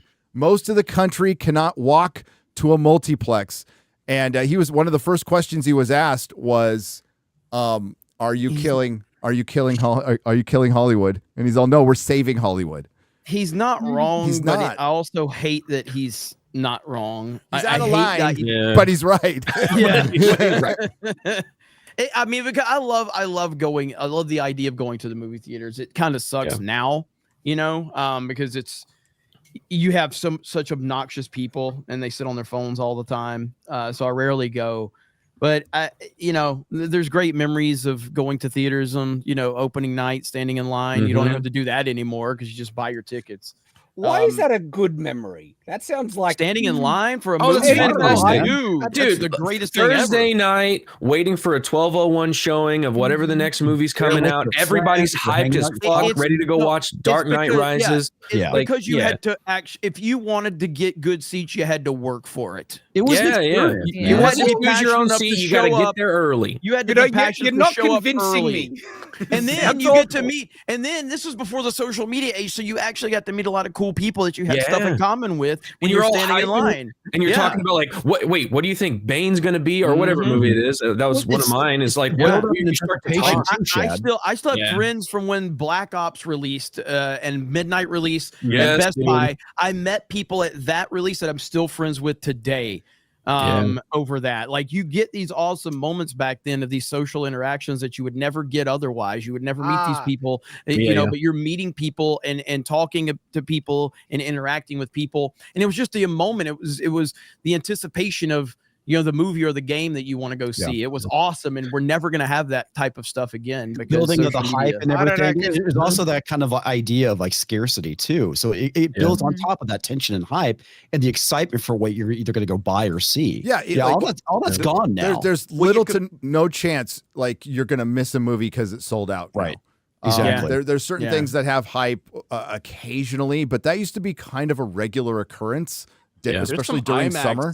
There's some IMAX Sinners locations that are sold, sold out. like, Good. on a weekday. On a That weekday, movie's that's crazy. killer. But that's I like that IMAX. You movie. could still go see it in 4D chess, whatever the fuck theater they have now, and it's still a pretty good experience. But Sinners was but just, good. by the way. Dude, Sinners was great. I really like liked it. I Sinners. watched it last night. Talking about the magic being gone, I went to a 7:00 show, and the ticket was just a printed out receipt paper ticket. Like, that's just like simple things about the magic of movies. Back then, you get the ticket. It's like cardstock. You rip it. You go inside. It's like that whole. I used to save my. I used to mine, save yes. my movie Save mine stubs back too. in the day. Yeah. Oh, yeah. It's part of it. It's like a ritual.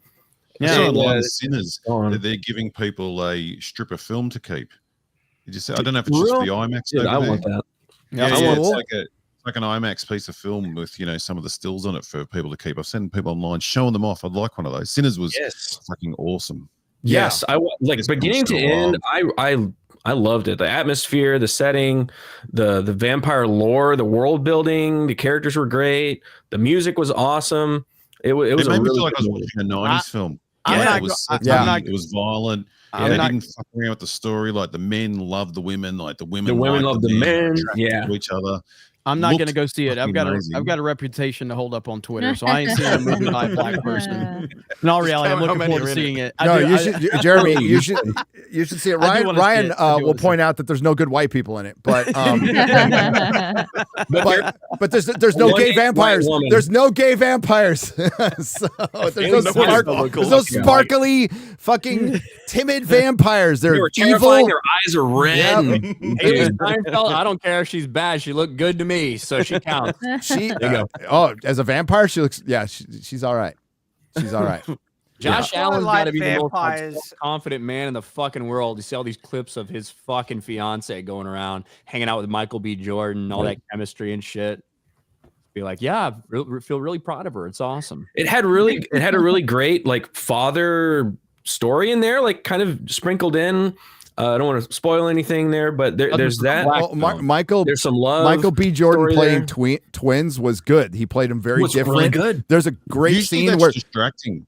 Yeah. But like 10 minutes in, you just forget that you're watching the same guy play two different characters, and you never get confused which one he's playing. Like there's never a I mean, they make it easy with the clothing and the coloring, the colors and stuff, but he's just little differences in the two characters, and brilliant, really good. I love the scene where he hands himself a cigarette. They roll a cigarette and he hands himself and yeah. smokes it. And that was like seamless. It was like, damn, that was like Ryan Coogler can direct. He like there's some good cinematography in it. Like it's got some choppy story elements. It's not like a perfect 10 out of 10 film, but as far as this year is concerned, it's probably the best theater experience you're going to have. It's original. It's from dusk till dawn in the 30s, But like I love with I was talking to sharecroppers and the somebody. blues. I was talking to somebody on Twitter about it. Mixed with Angel Heart, like there was. Yes. Like I always Oh, loved those yeah, films. yeah. Angel Heart. Oh, nice Yeah, reference great there. movie. I thought Great I was movie. back seeing those films again. I love that. Yep. I love that. I love that there was like Yeah. aspects of these different stories and kind of put together. It's like, oh brother, where art thou? Time like that 1930s pre World War II like era in the South with blues, and then the music that connects the the different cultures. All like I loved all that stuff. The world building in it was great, and they justified all of it all the way through. But yeah, I think there was like some story choppy bits close to the end where it kind of got a little too quick. I think I would have liked the little ending more a little build bit up. more. With the KKK would have been better, but Yeah, but it was still justified there in the story. But I would absolutely go watch it. And I would say, with the risk of being in the 1930s and being about Black people in the South, it was tastefully done. It wasn't heavy-handed with the racial allegories to modern day and all that stuff. It was tastefully done. It's part of the setting of the 1930s in the South. Like it's like you can't tell a story in that time period without doing that. Like they did the chain gang of like all of the aspects of the 1930s aesthetic are in this movie, and it's done really, really well. So please go watch Was it like the big gulp scene in Dumb and Dumber when you walked in there with a bunch of black people? You're like, hey guys, big gulps. Huh? Was it just we the only white person, Gary? yeah. Oh, at my theater? Yeah. I was like, good movie, guys, huh? And they're like, no. He's a vampire. Bro, I saw so many good memes of that where it's like the white people looked at me like I made the movie and were congratulating me and like nodding their heads. All these black people talking about their experience. It was just a good story. That's all it takes. Yeah. It's a good story. There's Just a nothing good story. handed in it. And it's got a good word of mouth. It's doing well. And theaters fucking need that. because they're going to Two really good vampire movies in the last few months. Like I'm so heck yeah. Let's keep going. The thing when is, you're watching those three, without giving too much away, three white people doing a song in a doorway while black people watch them. It's one of the creepiest things you've ever seen in your life. And they all do it. This is a good film. Yep. Because it's freaking me out.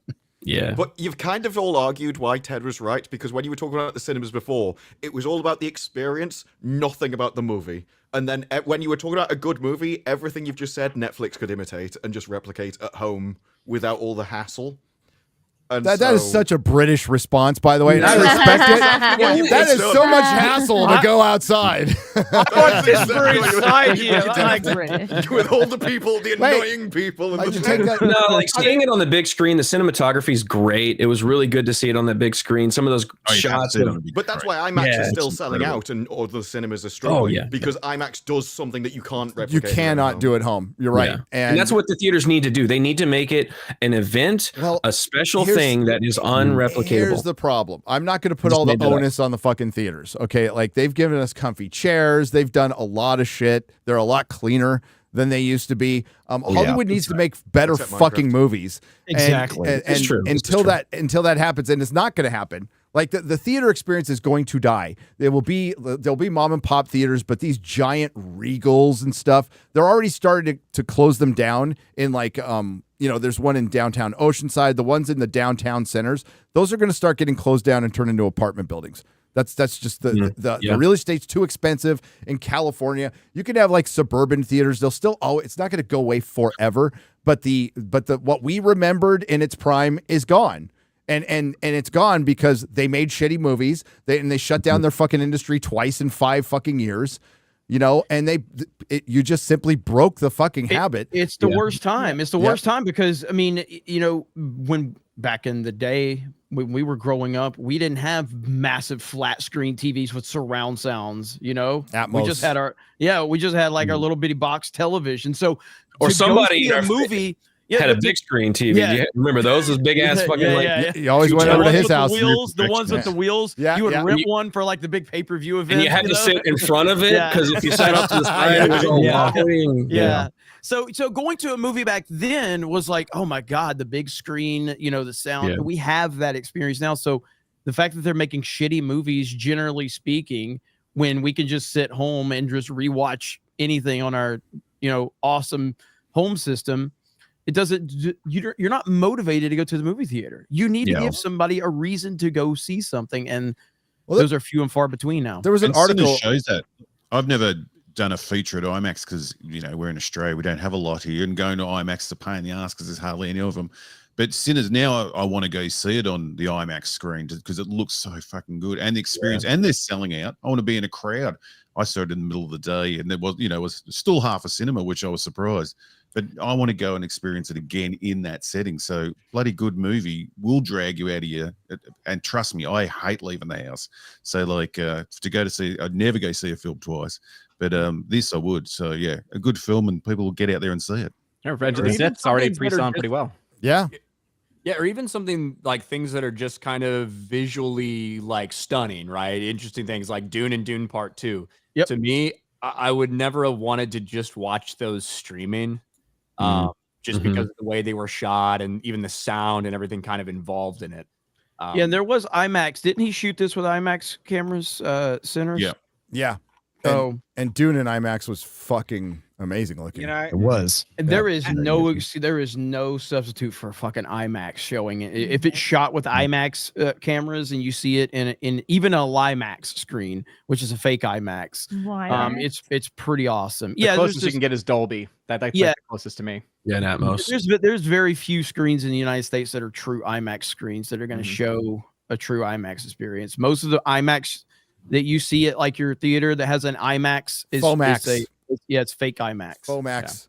The real IMAX, like the one they have at the Metreon in San Francisco, will do a big presentation showing you all like 175 speakers that are behind the fucking screen, and they light them up individually. Have you guys ever seen that? It's fucking crazy. No. So before they fire up the movie, they do this like whole sound test thing, and they show you every fucking speaker behind the real IMAX screen, and you're like, holy shit.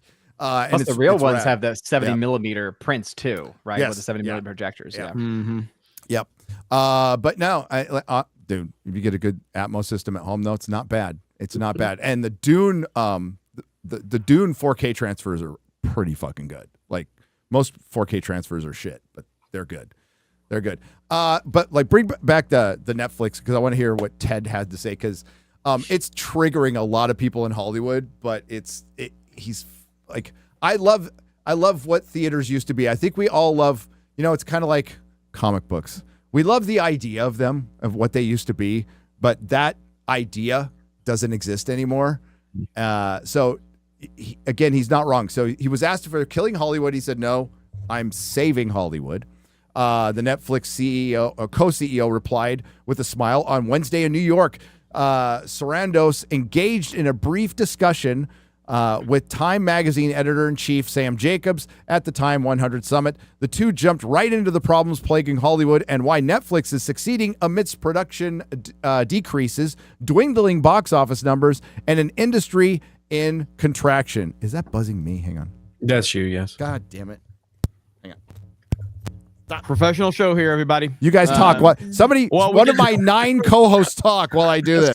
Actually, we can just replay his ad read, and that will be less disastrous than us reading. New time. Hey, motherfucker! I married a couple. God damn it, still doing it. I married a couple, and I did an ad read, and it was seamless.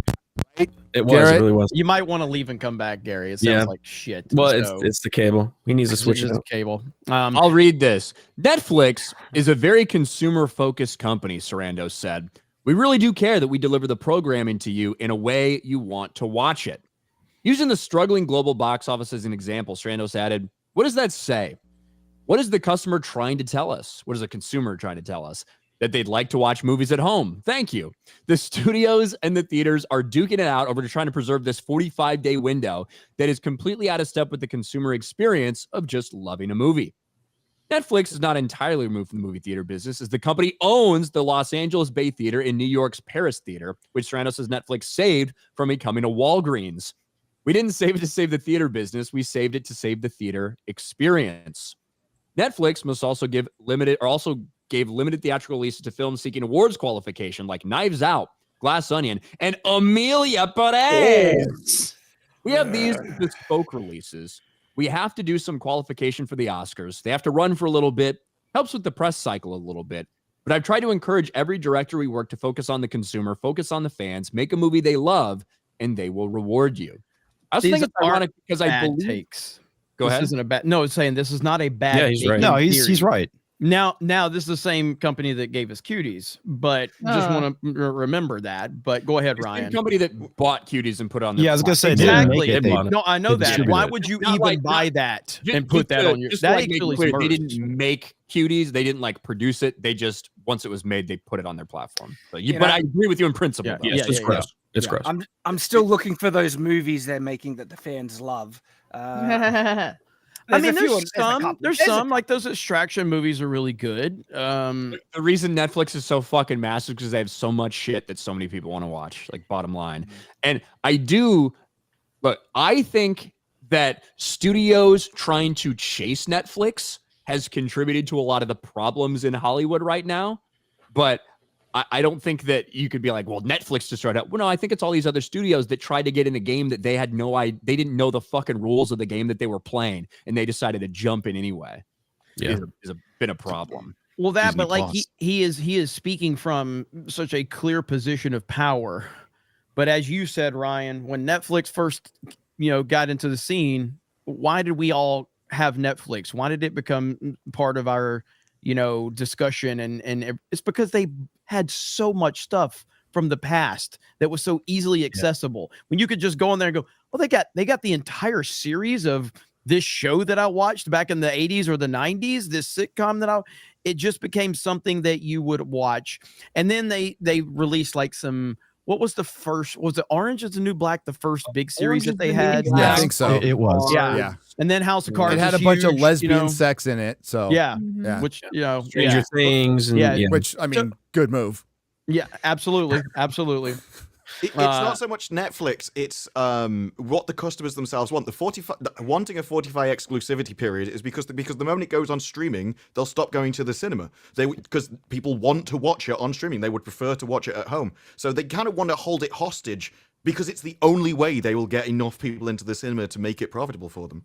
And you're right. The problem is, like, Netflix is fucking fine. Like, they'll do fine, but none of the other studios can afford to do this. They need stuff to go out in the theaters for the entire industry to survive it. And they're just facing down this tech monster that took over Hollywood and is now, like, calling the shots.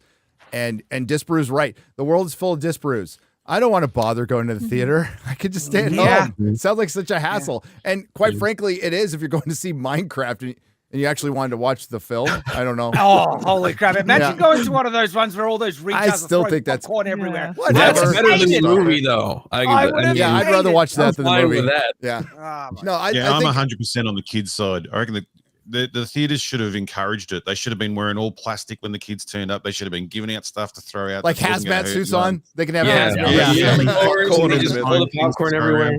They're trying to get kids to the cinema. Let them go crazy. Yeah. The thing is, British side is coming out. I'd want to murder them. No. Like to I would if I was watching Sinners and they did that. The theaters having to pump more money.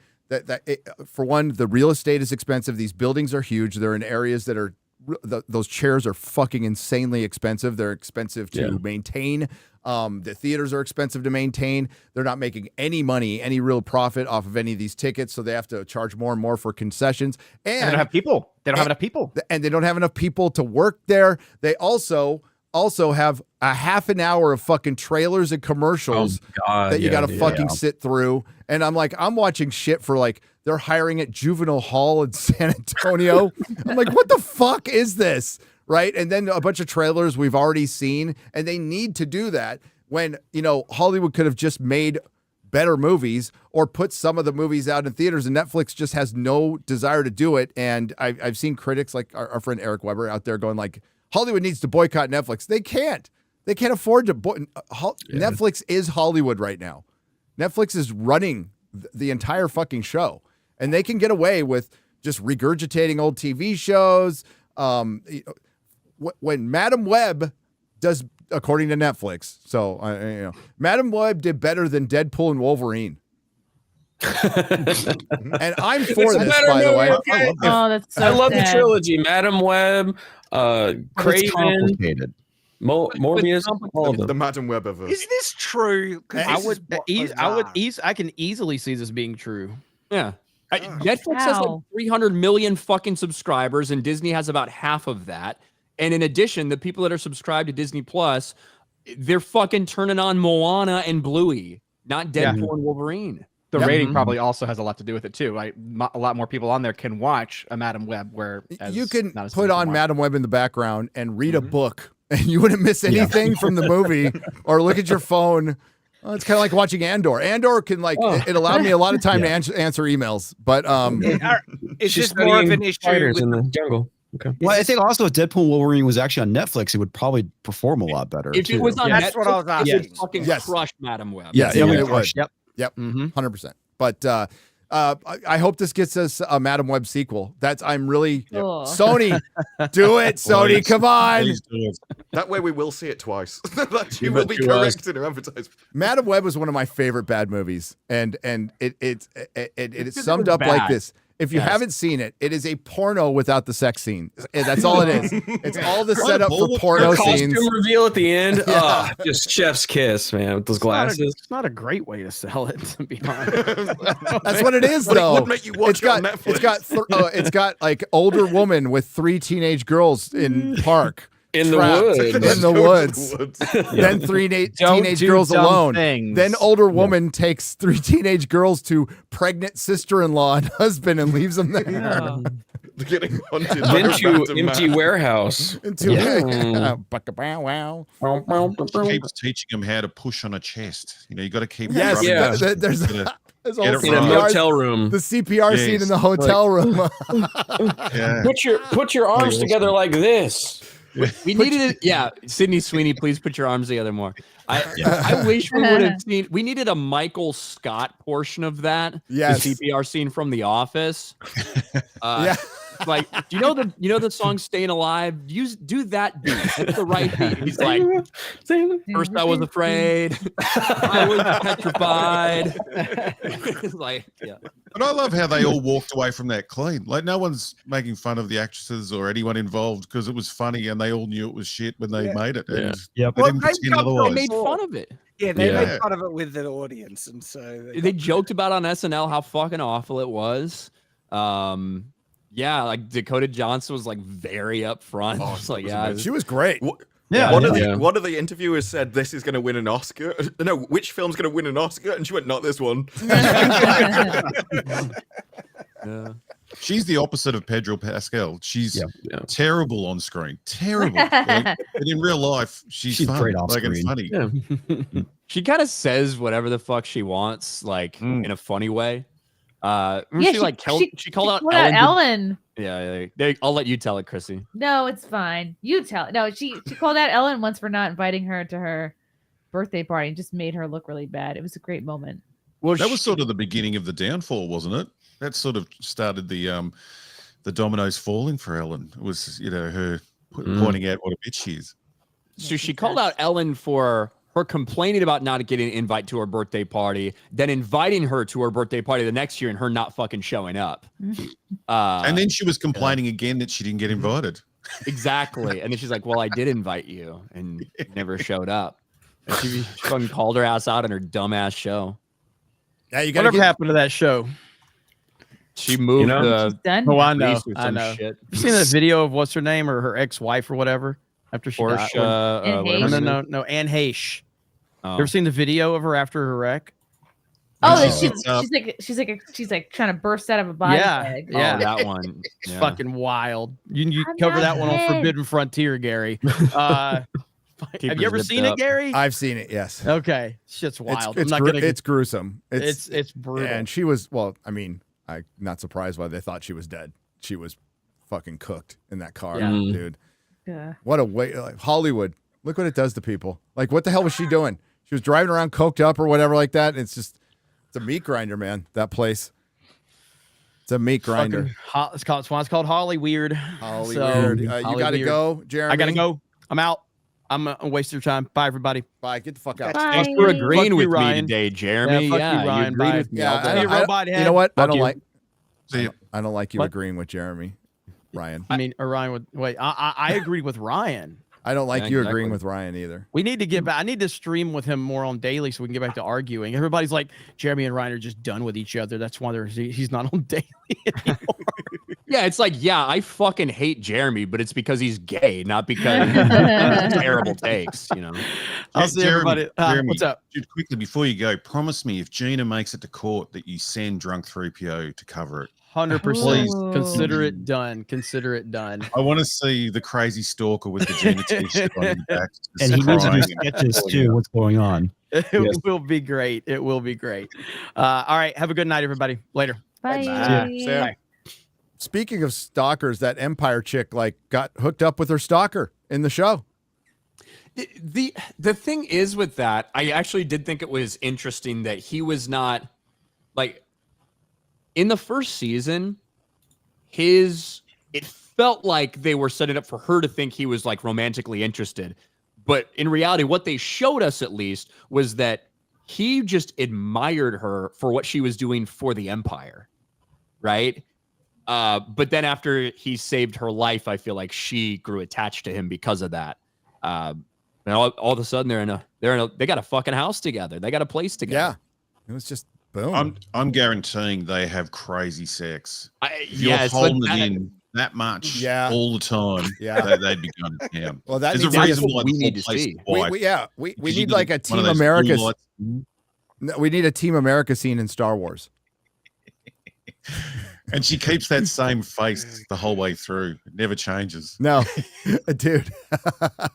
It really, It's a perfect face, like because it's a perfect face for her to have, like as an Imperial officer, as a female Imperial officer.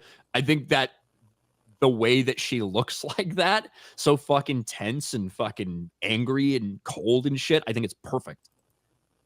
Is it Cyril? Whatever the guy's name is, I bet she beats the hell out of him in bed. Oh, she chains him up and fucking pegs him. He's safe words, mother.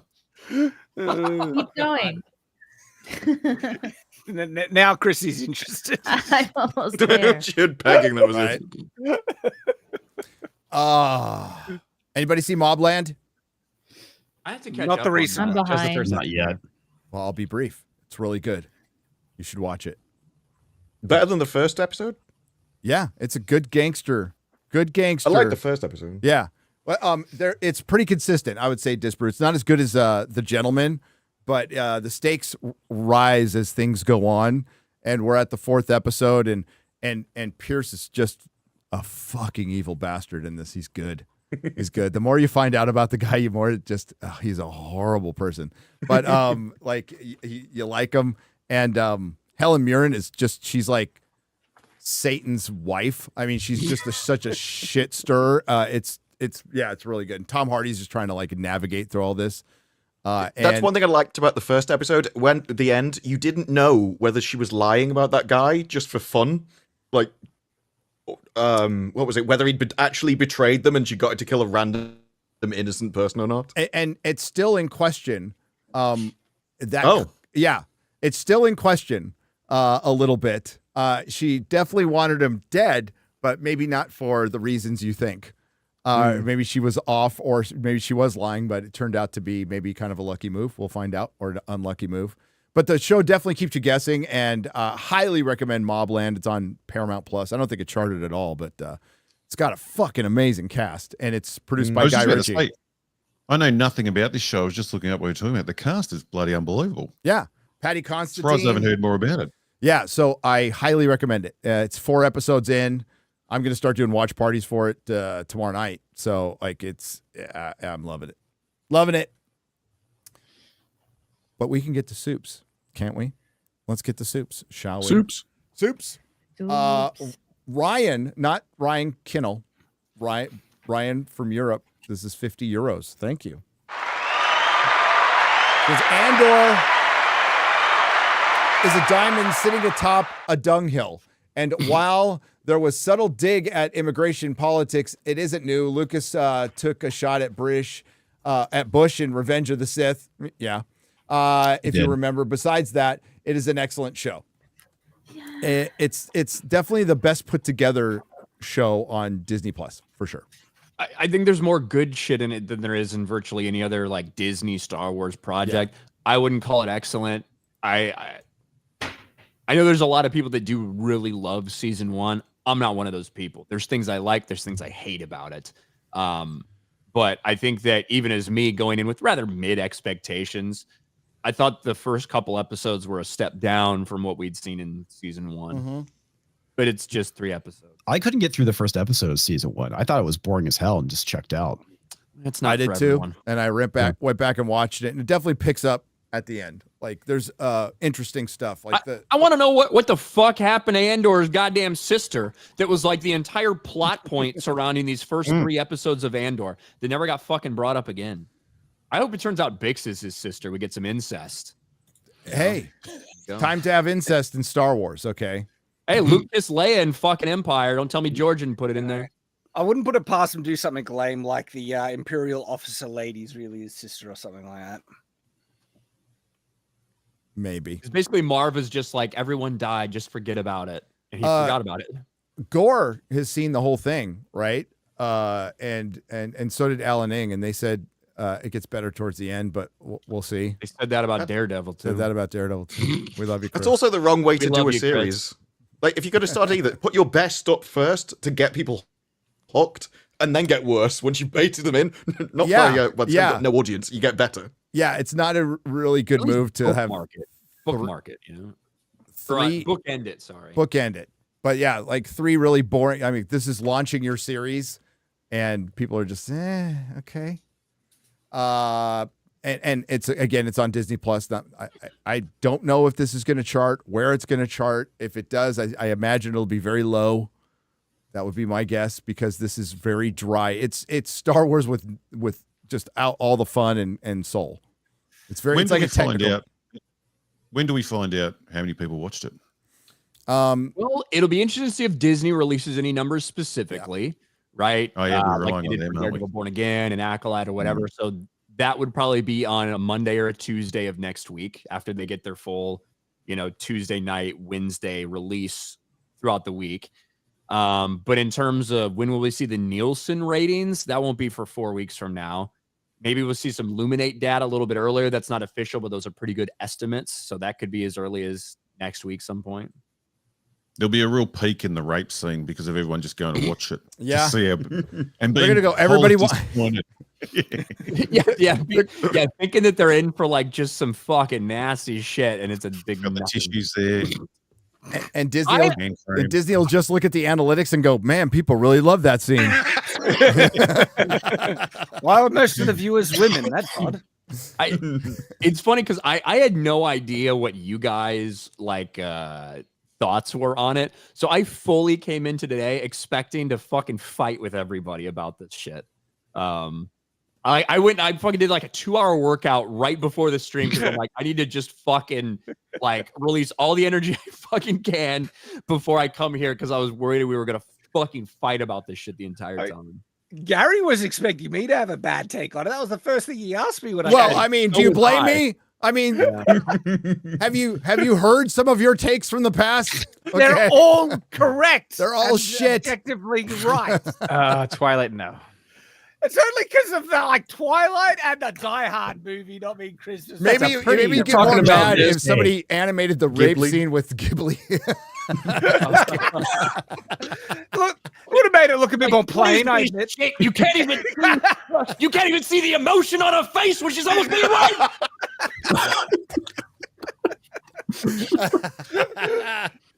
I enjoyed that impression of me there, Ryan. It's pretty good. I want to see Ryan's neighbours at this moment. Panic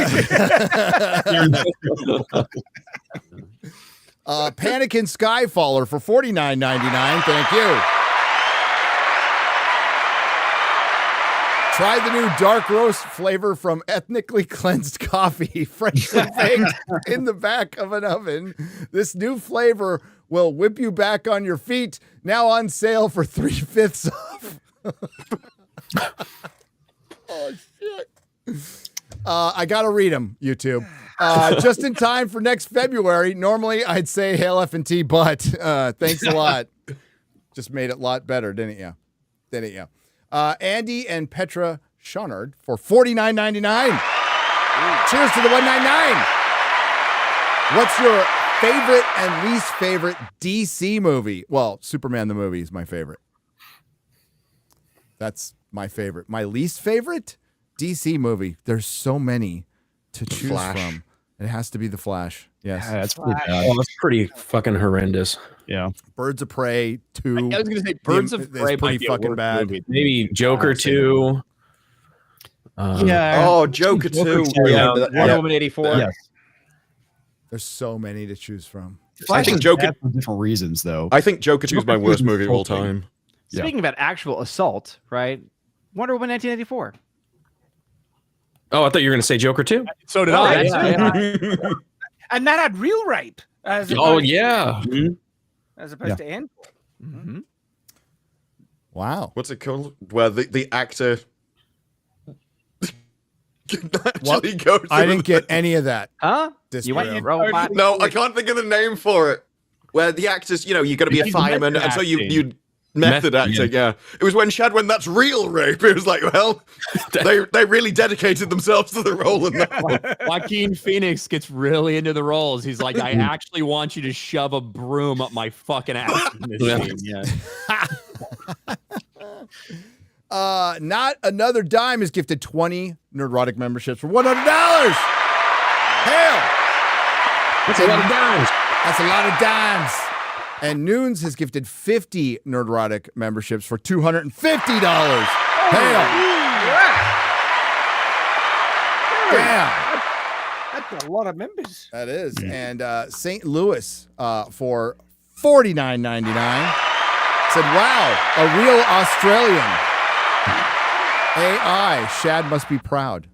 I'm very proud. At least they didn't. Who's the real one? Am I the real one, Shad, or are you the real one?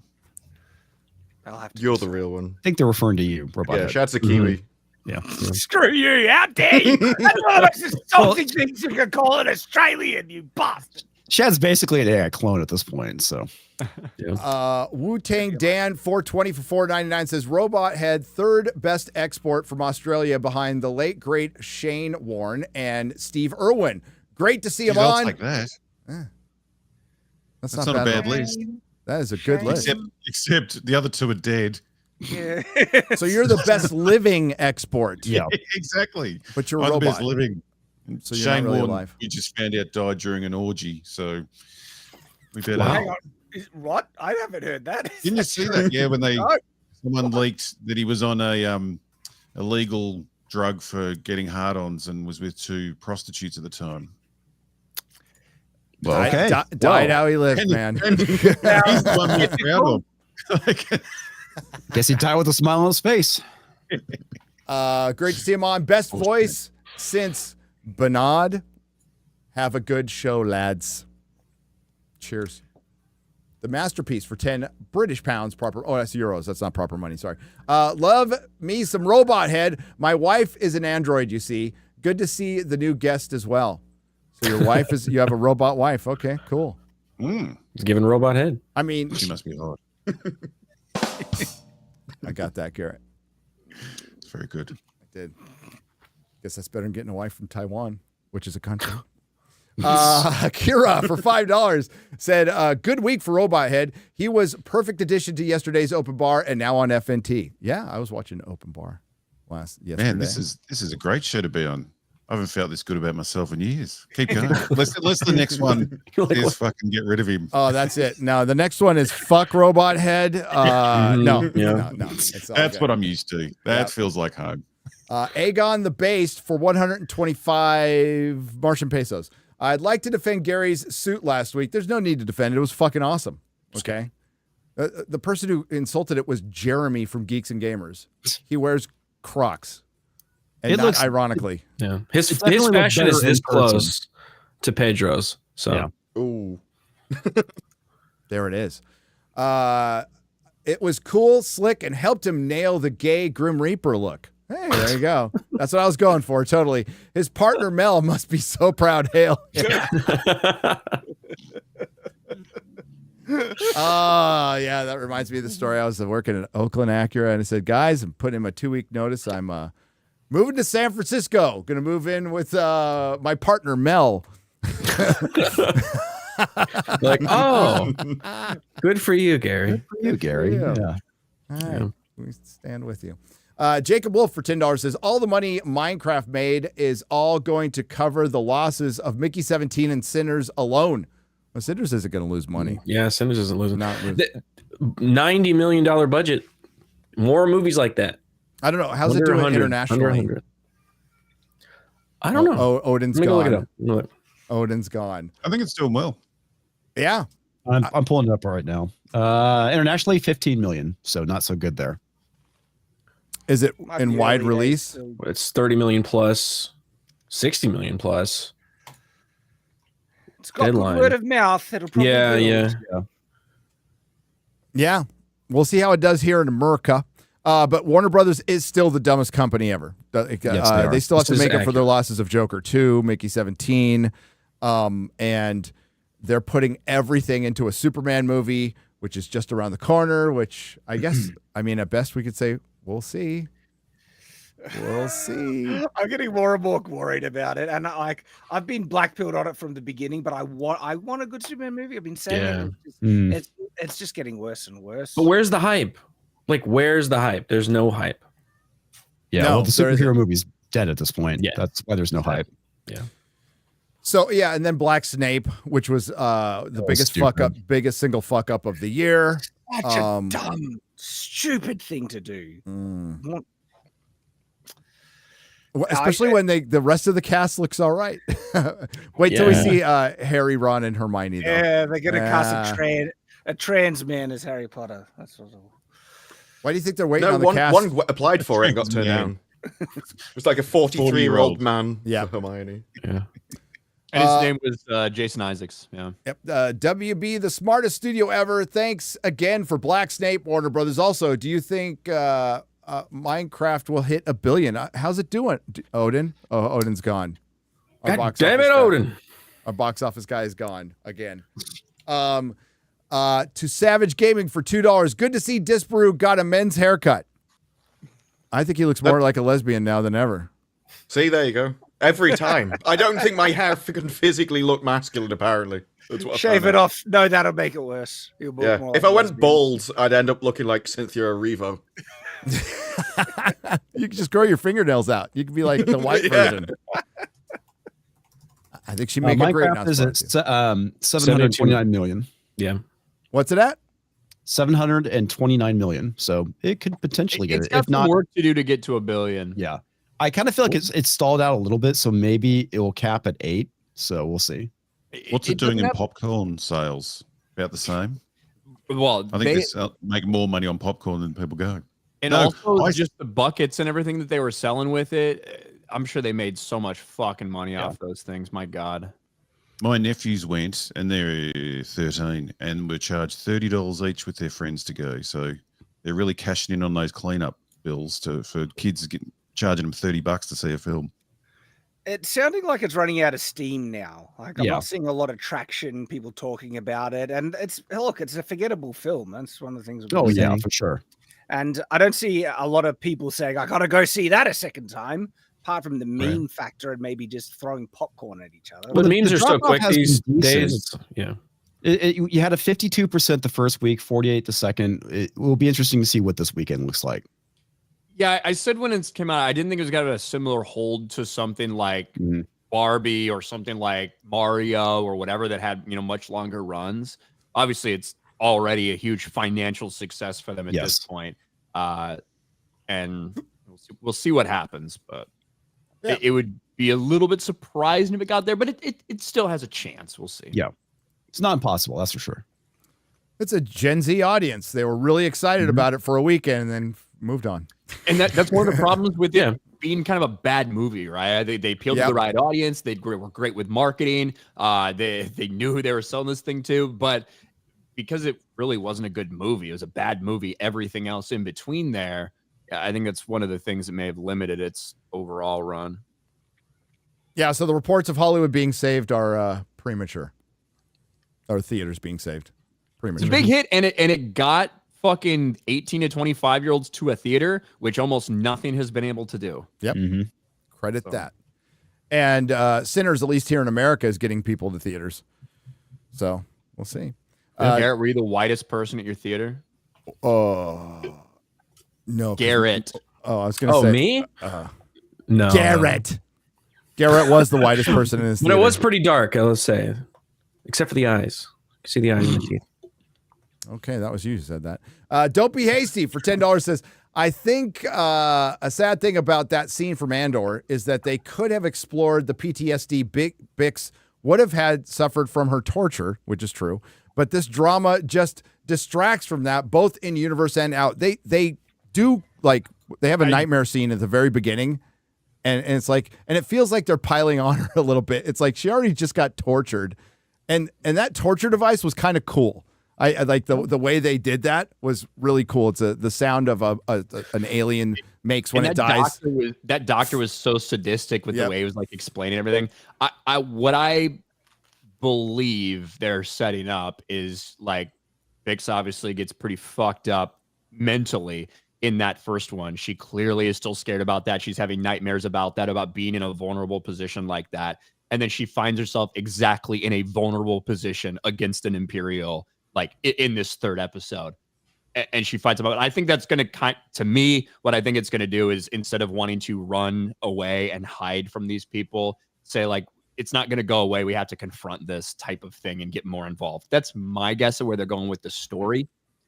So, but it's just a guess from what they showed us. I don't fucking know. Again, imagine this weekly, dude. Oh, that would have been so bad. It still might be bad. First episode, yeah, gosh. It still might be bad because, like, even according to I think Alan and Chris, it's like the second half is when it kind of picks up. And Andor, its titular character, he sits around on his fucking ass for the first 3 episodes, captive.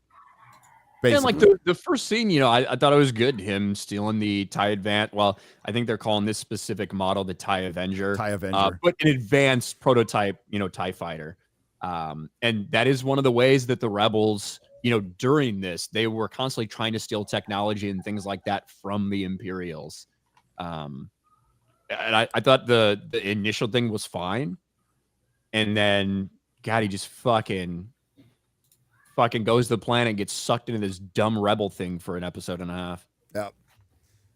Albert, not a retro for 5 Canadian pesos. Jeremy usually puts on some dueling banjos and pours a glass of Grandpa's finest moonshine before watching a grape scene. Southern boys have their ways. Squeal like a pig. Yes. Hey, I should have probably talked about this in the beginning. The book. My book. The book. Final specs are done.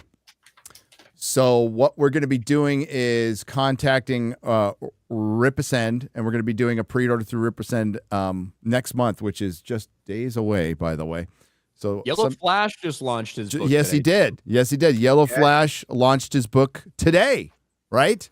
The Mighty Golden Patriot. I think it was this morning. Yeah. Yeah, it was this morning. If you want to put that link in the description, X-Ray Girl or you guys. And that's through Rippersend as well. And I will be using it for my book. I got to talk to them. I've already talked to Eric a little bit, but that's the way we're going to go. And we'll let you all know when that gets fired up, which I have no idea, but it's going to be next month. It's going to be next month. And how much rape is in your book, Gary? Well, there's a lot of prison. If you can tell me the page numbers. I don't want to spoil anything. He does go to prison. So. I do. That's not where the no. Cliffhanger. Sorry, there's no. I had to think about there's no rape in my book. I had to think about whether I'd written about rape. Other in my than own later book. on, I'm talking about the raping of our beloved franchises. Yes, there you go. The Golden Patriot right there. Check it out. Check it out. Ooh. What are the total sales? I didn't see it. I was so fast. You have to make the text bigger for me. Okay. We're at 29,000. Yeah. Wow. 29,000. 29%. Let's go. Released today. That was released great. today. That was Whoa. released today. So go support our pal Yellow Flash. Congratulations. Soma Kalam for $20 says, for Star Wars, do you think these stories on people outside the OT will be popular? Andor Season 1, Rogue One were refreshing. I agree. Lucas is the core of Star Wars, but I don't think the future should be limited to his OG vision. I don't either. I was asked on a square up and we were actually, I wish you were here, Ryan. Somebody asked basically like, what would you do with Star Wars now? I think what Andor has proven, and I'm going to say that kind of questioningly, is you can get away from core Star Wars a little bit and just listen, it's still core Star Wars. They're leading up to the Death Star, but there's no Jedi in this, and they're not really jangling that many keys. And I think you should just world build. I mean, you're basically creating an original property at this point. But Ryan, what's the I was like, don't do Jedi versus Sith. Don't do fucking Rebels versus Empire. There is stories from the EU where an outside force that's pretty fucking terrifying comes out. Yuzong Vong. Yeah, do that. That would be way more interesting. And that way you could have maybe Sith and Jedi working together or whatever. I mean, just something more compelling and just go in the future and I'm not the only person to say this, but like get the fuck away. Like go 1,000 years in the future. You can go 1,000 years in the future in this world and it'd be fine. I think at its core, most of the stories you tell still have to be in the vein in terms of the target demographic for Star Wars and still have to have these elements that people expect. But that doesn't have to be every story you tell. And I think that's kind of what I've been saying throughout this last couple things where it's like, this doesn't belong here. It's like, I think it's perfectly fine to do, because guess what? Like Mando and Ahsoka and all this fucking putrid bullshit that's been pushed out by them that is awful. That's what they've been attempting to do, is like recreate these things and recreate that feel and George this and George that. And they're fucking trash at it. They're awful at it. And a lot of people have guzzled up this disgusting cum that Disney has jizzed out. Accurate statement. Right. And That was so eloquent. and I think it's but accurate. At its core, the stories need to be good, period, whatever you're I'm trying following. to make. I understand all of a sudden. And it makes me kind of understand a little bit more why so many people love Force Awakens, even though that was garbage, because for a lot of people, it felt like the original. It felt like the original. And I think there's just a big portion of like the normie fan base that truly just does want the same thing over and over and over and over and over again. I think there's room in these stories to say, look, one of the best fucking stories, and maybe they do something Starfighter, who fucking knows? Rogue Squadron could have been a movie about this, but the X-Wing novels from Michael Stackpole from the 90s were phenomenal. Very little Jedi stuff, very little Force stuff. It was about Rogue Squadron. It was about fighter pilots. It was about dogfighting. It was about the impossible odds that Rogue Squadron was sent into against the Empire before they took back Coruscant, before they became the New Republic, really, and not just in name only, but also took over the seat of power. And those are some of the best stories out there. You might not think that feels like Star Wars as well. You want to see is like lightsabers and Force and stuff. But there's room to tell stories like this within this massive universe. Oh, absolutely. It has to be done well, period, whatever you're going to do. But think about A New Hope. The primary thing of A New Hope was actual starfighters fighting each other, going on these things. That is Star Wars, all right? Yeah. They could do something phenomenal with that if they had the talent. They blew their But to give chance. the audience credit, Rogue One is probably the most liked film thing they've done. And Rogue One isn't exactly like the OT. Like, it got that balance right. They didn't push that it was for adults, but it is more serious. Didn't have Jedi. They got that balance right with Rogue One, and it's generally a liked film. Like most people say, Rogue One's good. They just. I feel like they had the most goodwill going into Rogue One, right? Because it was before. It was after Force Awakens. After Force Awakens, before The Last Jedi. I actually look at Rogue One very similarly. I look at Andor, where I think like it's a little bit bland. Some of the characters I'm not invested in at all. There's some shit that I think is good. There's some shit that I think is really fucking stupid. And I do think that if you hadn't had the Vader and the big battle scene really at the end, but really the Vader scene, which I think is, cool. I love Darth Vader too. He's awesome. But having that sequence where Darth Vader's in a hallway doing retarded things with the Force instead of grabbing the motherfucker with the plans with the fucking Force, and we know that 2 seconds later in universe he's going to be fighting Obi-Wan like this. So off-putting to me. But people loved it because it was Vader. But well, we actually see Vader doing Vader shit. That's what people wanted to see.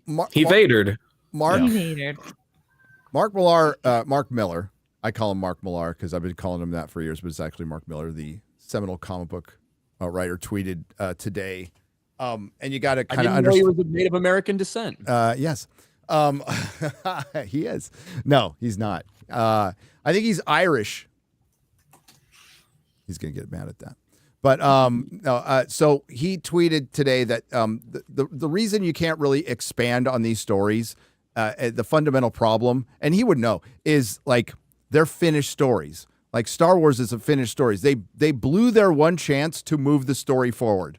They had one chance to move the fucking story forward, and they fucking blew it. Star Trek never really fucking bothered till way later to move their story forward. Right? Lord of the Rings. Okay, you're going to play around in the appendices. Not even the Silmarillion, the fucking appendices. You have no hope. Like Lord of the Rings, Star Wars is just a completed story to me with a perfect beginning, middle, and end. The most destructive trend in pop culture is the extended universe concept. Most stories constructed to be finite. And he's right. I still think if the right people were involved, and I don't know if it was George or not. I don't think so, to be honest with you. to expand on Star Wars. It should have taken a lot more care. It should have taken a fucking plan.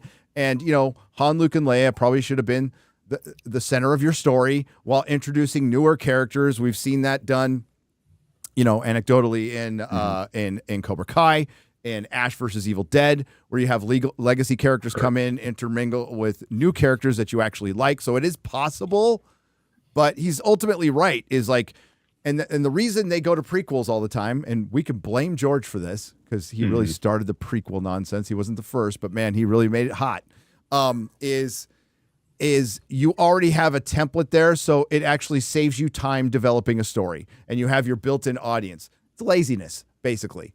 It's a lazy fucking move to keep doing fucking prequels because you have some of your stuff built in already. What's insane is you sacrifice this built-in audience with your built-in universe immediately with fucking horrible casting decisions, horrible story decisions, and hiring creators who just don't give a fuck to take the time to learn it.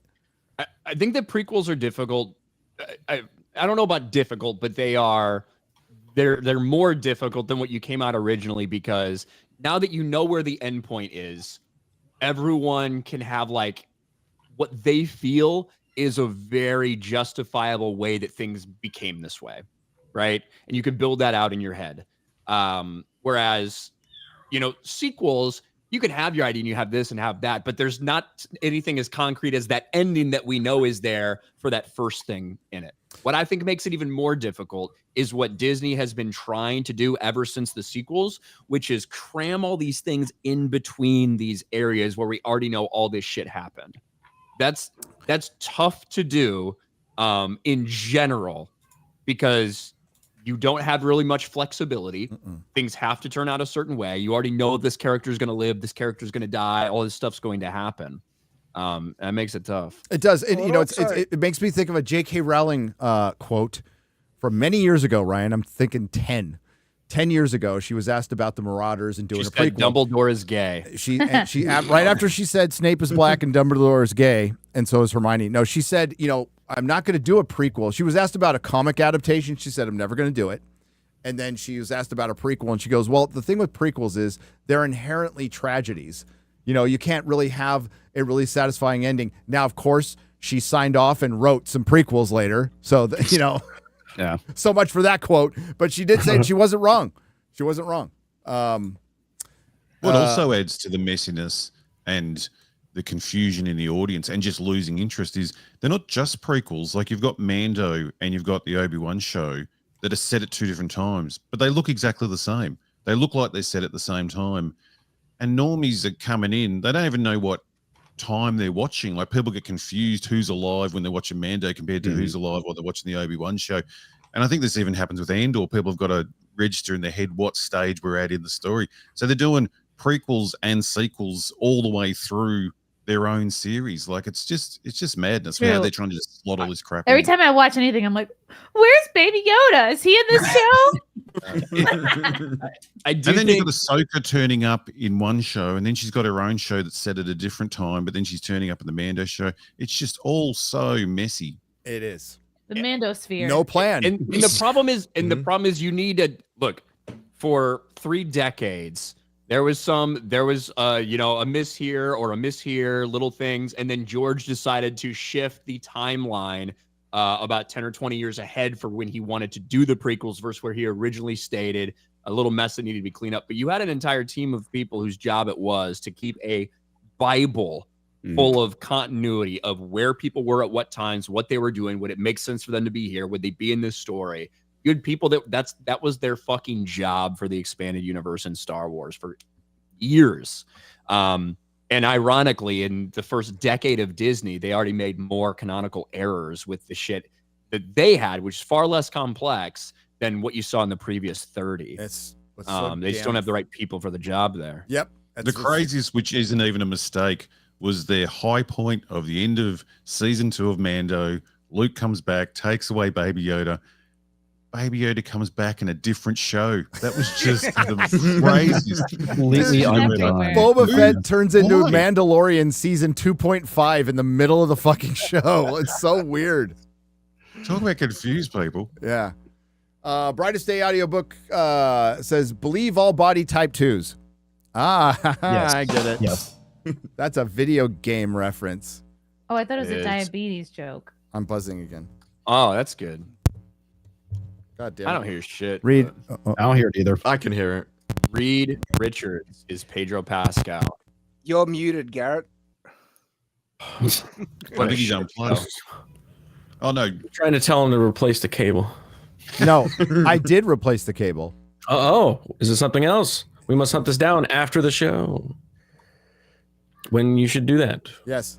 Talk. Yeah, I think that you the thing that Star Wars should be doing is they should be going way ahead and way behind, right? Now I don't know if you need a 20,000 years before, 25,000 years before Dawn of the Jedi. By the way, that was the name of a book that was set 25,000 years before before the movies in the expanded universe. It's a dog shit book. Wouldn't recommend anyone read it, by the way. But interesting that he's fucking straight up ripped that shit and the timeline off. But I think those are some of the stories they should focus on. Moving beyond the fucking sequels, do your own thing, set beyond that where you're not worried about this cameo or that cameo. You're not relying on that shit. And also, look, the old Star Wars, the Old Republic, Knights of the Old Republic, like those were fucking massive. I'll be real. I don't want none of these Disney motherfuckers touching any of that shit. Not a single fucking 100%. I don't want them touching it because they'll fuck it up. However, in principle, those are the types of stories they should go back and tell. Go back to Jedi Mandalorian Wars, shit like that, that I think could be compelling. Well, just It's nice to hear that there actually are things left. Please, for the love of God, please don't. But, well, if they could do like Star Wars competently, Ryan, would you want them to see them do the real sequels from the EU, like those books that bro, look, follow Luke and things? In 2012, when the announcement came down and George Lucas looked like he had fucking cancer and Bob Iger was grinning like his doctor, when he signed over Star Wars, I was fucking hyped, bro, because I didn't think George was making any sequels. And I was like, I've been reading these things for like decades. I've got all these freaking books. I can't wait to see these be brought to life, to see them do this. Now, I don't think they should have done the Thrawn trilogy, the sequel trilogy, just because the actors weren't the appropriate age, all that stuff. But you had a multitude of stories that you could have adapted, or you could have moved on from then and already have all of this timeline filled in. If anyone was interested, or you wanted to make an animated adaptation or a show of something at some point in time, you had such an enormous. So I thought that's what they're going to do. I was excited as fuck. Because from all I've heard, those are great stories with Mara Jade and what Luke absolutely. And all those things. I think a lot of them are really good. They're not all good. There's some bad ones. There's some bad books in there. I'll be the first to admit that. But I think it follows much better what a lot of people felt the expectation would be after the sequels. Yeah. You get that with the. Did you get that with the Old Republic as well? When you're on about the recognizability of it, the Old Republic, it looks like Star Wars, but everything is different, and you would never confuse the two areas with it. So they did. That was my argument last week about it. It doesn't have to be the core like Jedi story from the original trilogy. Like it can be bigger than that. It has so much potential for that, but they have not, because I think they were trying to stick so close to the original. And being completely incompetent, they fucked it all up. I mean, the Imperial Agent storyline in Star Wars: The Old Republic is probably the best storyline of that game. It's amazing. So, like, there's room to tell. There's room to tell a spy story within Star Wars. There's room to tell this shit. Has to be done properly. Has to be done competently. Not everything might not appeal to every single person, but in general, your baseline, though, your chunk, your biggest shit that you put out, your most important things you put out, should be still that mass appeal to normie, general, all ages kind of Star Wars fan stuff. The only like sequel Star Wars books I read was Young Jedi Knights, and they were great. I remember loving those. It's about Han and Leia's children learning to be Jedis under Luke. Freaking awesome from memory. Yes, a long time ago. And that's what you wanted to see when they came back to the movies with Luke and Han and Leia all a little bit older, a little bit like the Jedi Order is set up again. He's training new Jedi. Like that's what you wanted to see. Yeah. If you like crazy that they didn't do that. There's a book I always series. thought if they jump time, they can't do too much damage. Like, please go 1,000 years in the future or past. Acolyte, oh, they're jumping back 100 years. You go, well, that's good. They sort of can't. They shouldn't be able to do too much damage. You know, that's getting away. That's what I mean. And then they're like changing what the bloody force is. Like they're changing all the ground rules. So it's like now I don't want them to go back into the past because I'll just bloody change it. They'll just fuck everything up again. Just stop making it, please. Yes, that's the best option right now. I want this stuff to not go Justine Bateman, like they're doing a new Suits, and I guess they're going to do a new Royal Pains, and she just keeps tweeting like, "Make something new." Stop. Bruce Campbell. I retweeted Bruce. Yes, Bruce Campbell. Yeah, Bruce Campbell today. Yes, he did. Find the tweet. Said, "Let's do fucking Burn Notice." And you know what? No. I love Bruce Campbell. I love Burn Notice. No. To what Ryan just said. I don't want any of these motherfuckers touching any of this shit right now. Just stop. Just fucking I would stop. watch Burn Notice. I probably well, Bruce Campbell's in it, yes. I mean, Bruce Campbell's in it. I'm gonna watch it. How about how about do that fucking Ash versus Evil Dead animated series you've been talking about? Fucking go. Hell yeah. God. That is such a great show. Ash versus Evil Dead, one of the most fucking underrated shows ever. Yes. Go and watch it if you haven't watched it. It is a perfect sequel to Army of Darkness. Like it's, and the way he opens he gets the books and all the Deadites come back because he got fucking stoned and he wanted to impress a date by reading some poetry. So he reads out of the fucking perfect. It's so good. Then he realizes it and he goes, "Oh fuck." Yeah. Higgs 93. Where are we going to? Or when are we going to? Or where are we going to see when the Silver Surfer comes? Well, I mean, not at all, because that bitch is encased in silver, and so is Norrin Rad. That's why he wanted to go back home to Zen Law, because his balls were encased in silver for the rest of time. That's not fun. Not fun. But yeah, all the Wiki Warriors talking about all the extensive issues that Shalabal was the Silver Surfer. Yeah, all like handful of them. But, yeah, because that's the first thing you think when you hear Silver Surfer. It's Shalabal. Yes, it's not. Norrin Rad. It's such a fucking dumb move. It's. I think they could have survived a lot, but they're not going to survive that. And it could very well be the third highest grossing film in July, behind Superman and definitely behind Jurassic Park. Although the more I see that trailer, dude, I'm like, Jurassic Park one doesn't. It won't stop it though. That trailer could. I know, but Scarlett Johansson is just playing a dude.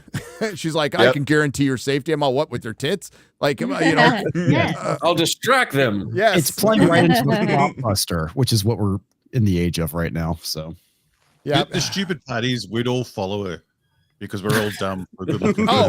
You're right. We'd all end up dead. You guys were talking about this. If I could fuck Scarlett Johansson before I died. You guys were talking about it on Open Bar yesterday. It's like, it took Snow White made everybody realize that Gal Gadot can't act, and they were like, why did it take people so long? And some of you properly responded, have you seen her? I mean, like, we could look past a lot of things. We can't help it. Can't help it. We're like, she's great. Yeah. Sydney Sweeney. I mean, she's not exactly a master thespian out there, but I don't care. Do you? There's something about her I like. Two things. Yeah, she's got some assets. She's got a couple things going for her. Yeah. She's also funny. Yarmoth for $50. Is Hail FNT Crew. Okay. So here's what we do. We take Kathleen Kennedy and move her to Gaffer and then promote Sam Witwer to be in charge of all things Star Wars. Ryan Kinnell over Sam Witwer. That's my vote. I don't like submit myself as tribute or anything. I do. I have no idea how movies are made. I will marry you off. You can't do worse. Star Wars. But I like Sam Witwer, big Star Wars fan. I know people love him as the voice of Maul, and he was like one time, hey, this wouldn't happen here. Is that all it takes for us to be like, this person should be in charge of fucking Star Wars? He could not do it worse. No. Sam Witwer gets the geek cred because he played fucking William Shatner. He played Captain Kirk perfectly.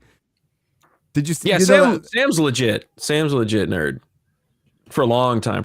So In feel like Unification, I you know a saw lot about you know Star Wars. that's him in Unification, right? So Yeah.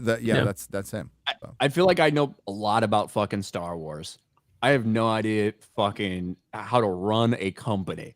Now, I think I could be of use if they brought me. Would this make sense? No, that's fucking dumb and gay and retarded. Would this make sense? Yeah, that's fucking cool. Would it? No, that doesn't make sense because this and this and this. Well, people aren't gonna like this. I think I could do something like that. Kathleen but- Kennedy doesn't know shit That's what about they Star need. Wars and can't run a company. So you have something up on her. By the way, she has left for the 5th time in the last 5 years. She has been fired. She's leaving, and then immediately it was corrected.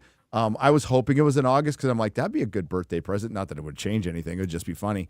But yeah, she's actually not leaving again. I saw one tweet, been stepping down since 2020. So Accurate. I want to see the show where Ryan's in charge of ideas and just seeing the plebs that work there now working themselves up to go in to tell him something, and they're just like beads of sweat, and they're all looking at each other going, You screams like, "What are you fucking stupid?" I'm not an easy person to work for at all. You dumb fucking bitch. Yeah. Oh, that'd be so good. Get out of here! Get you and your retarded dog out of here! The first opening sequence, whatever Star Wars project I'm involved in, there's gonna be a rape. Okay, I'm gonna actually do it this time. Well, it's gonna be the writers. Dave Filoni's dog for $50. R.I.P. As an expert on both Star Wars and SA, Sexual assault. Sexual assault. Because Dave Filoni's dog gets abused. I was going to say San Antonio. Okay, sexual assault. I didn't have a problem with that scene in Andor. My problem sounds like you're already assaulted. My problem is that the creators are patting themselves on the back while they ignore what Dave has done to me for years. Avenge me, Ryan! Avenge me! Poor pupper. He freight trained you. Yeah, poor pupper. Poor doggo. At least he's probably. This is the only thing. At least we can assume he's probably got a really tiny dick. So, silver linings. There you go. TJ Jordan for $10. Shad, I'm with you about Cinderella, but defending Twilight and not giving Die Hard its Christmas certification is where I draw the line. What next? South Park is terrible for how they did in Mormons. No, I actually love that episode. That's hilarious. They've done episodes and entire plays and an entire movie. I know. Yeah. The creators love Mormons. They're actually quite complimentary. But my Cinderella takes and Dire takes, that's unforgivable sins, clearly. Even though they're right. So sad. No, they're not. So sad Joel died. Pedro Pascal has only 238 shows left now. What is he going to do? What's he going to do with himself? I don't know. Probably get another job. To go hungry. Hellrats96 for $10. Hey, all, just dropping in to point out that we went from a predator hunting elite commandos to the in the jungle to a young minority predator hunting a skinny white girl. Cheers and F Disney. Yeah, it's I got it ready if we want to watch it in the Rumble side. Yeah, we will. The look of that predator is shit. Okay, Dude, it's cringe like as it's so bad. It looks too human as well. I don't understand. Yeah, like they just put a mouth on a normal person and then Yeah. made it scaly. Just leave fucking Predator and Alien alone. Leave all of these franchises alone. Kill Why are you them. trying to make them an behind the alien shed and shoot species? them in the head? Stop fucking making this shit. But what Why can are they trying to make ruin? an alien species basically look like humans now, right? It's like they don't have to be diverse. They're fucking aliens. It's so dumb. Yeah, when we see the trailer, I guess there's some Easter eggs in it. I guess Yeah. the alien skull Opening from shot. Independence Days From in there. Independence Yeah, and Wayland I saw Yutani is so The fucking bitch is one of those. she's an cyborg android, yeah. from aliens. Yeah. The fucking bitch.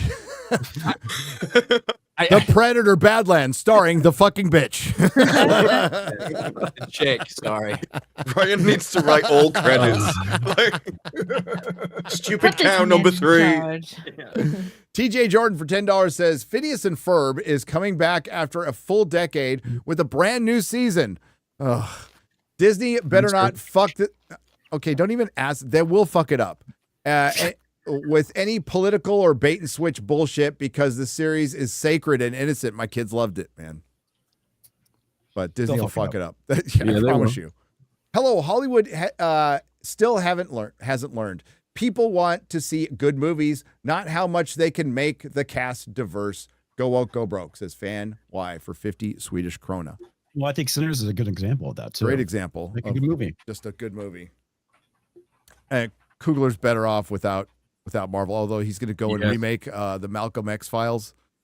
And I'm not looking forward to that, even though Gillian Anderson. I guess it's not going to be a reboot because Gillian Anderson's going to be in it. So it's going to be a continuation.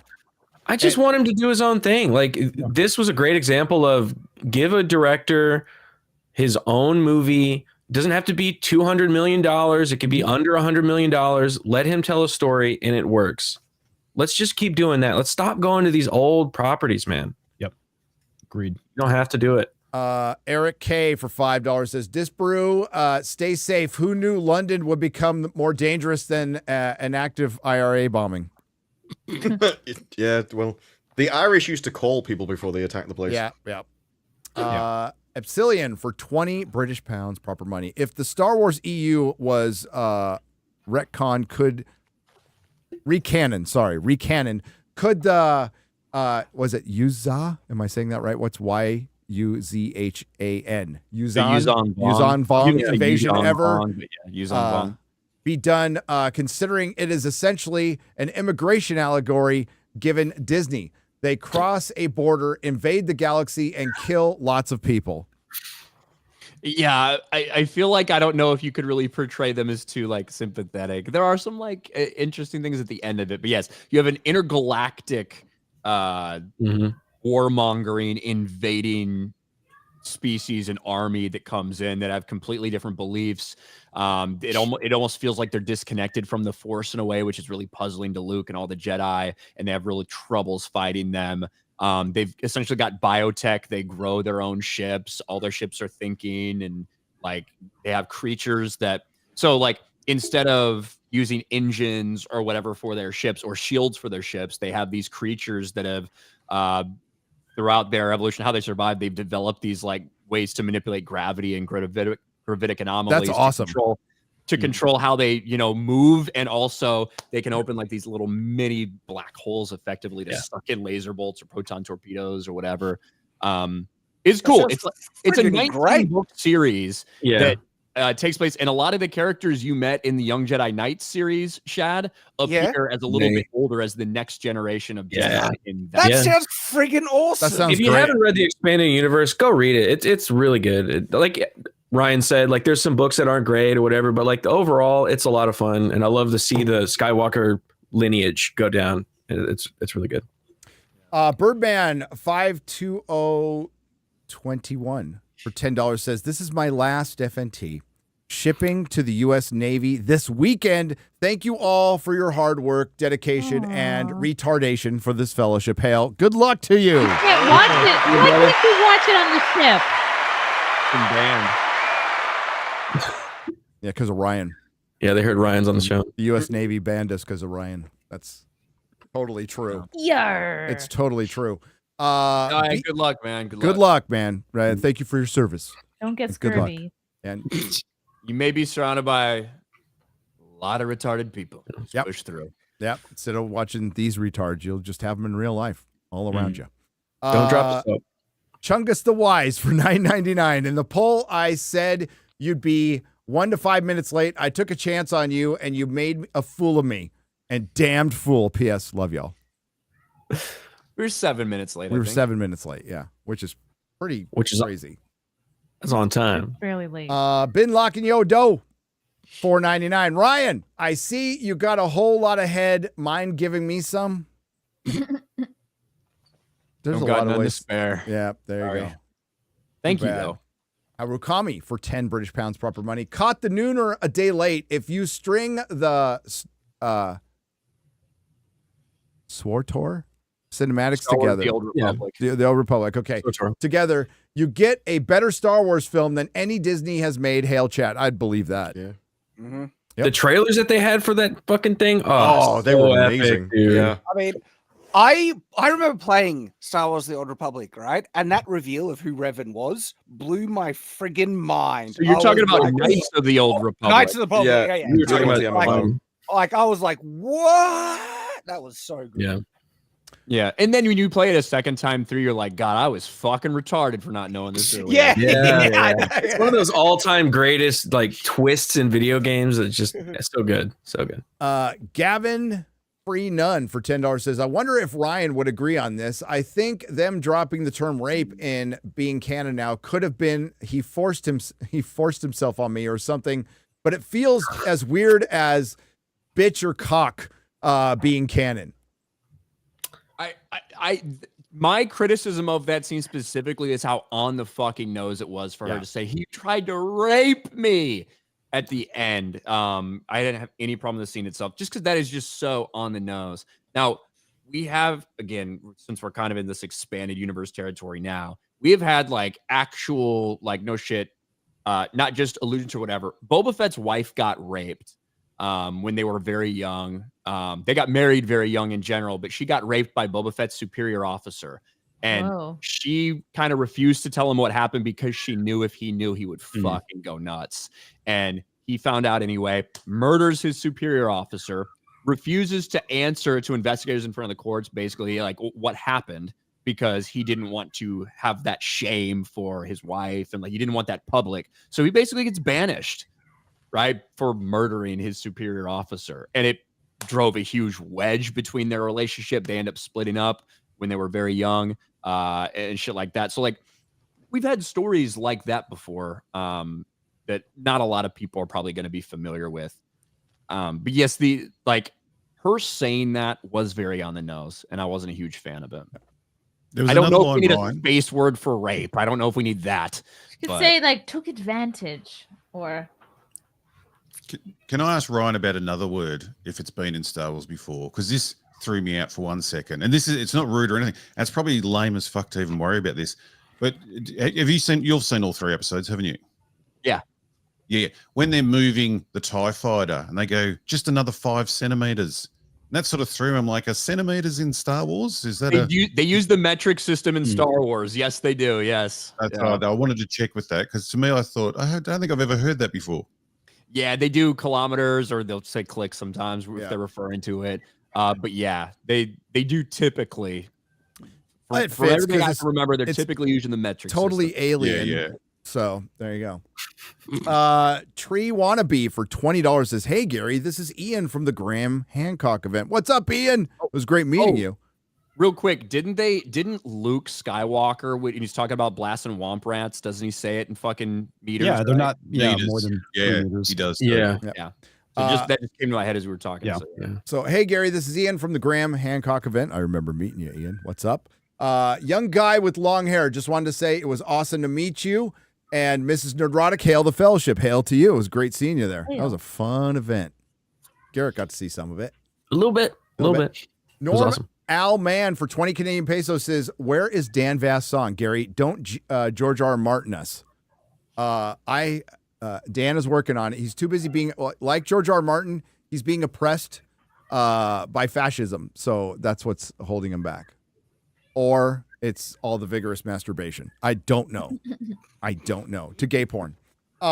Imperial Fist Stand for $5. Ryan, should we explicitly see every bad thing the Empire does in the live action future now? I'm late, but what about the implied versus explicit points? Look, we talked about that a little bit, and I talked about if there's a way I could do this where this was implied, where all of you would probably be way more fucking offended by it. Yep. One, explicitly, nothing happened. Implicitly, nothing happened. Now, was something going to happen? It was stopped from happening? Yes. I think it's perfectly look, everyone's like, well, we didn't see the fucking children killed. We saw children killed. We saw a young Padawan jump up to defend Bail Organa, who got fucking killed, like a teenage Padawan, right? We did see that. We have seen people get their hands chopped off, their heads chopped off. We've seen fucking Darth Vader burn on fire. So there have been implicit and explicit things of bad things fucking happening to people laid out. I think it all depends on the television show or movie that it's in specifically. And when it comes to Andor, when it comes to the audience that it's after, when it comes to its rating, when it comes to everything, I actually think it's very like reasonable to put this type of a scene in there. Now, if we had seen no shit, the act of rape, like her laying there, like, and like you're watching him penetrate her, like I do think we'd be having a different fucking conversation. But this is not what happened at all. Nephilim for $20 says, what I'm saying is that a man has rights to his marriage, right, QB? This is correct. Man had rights.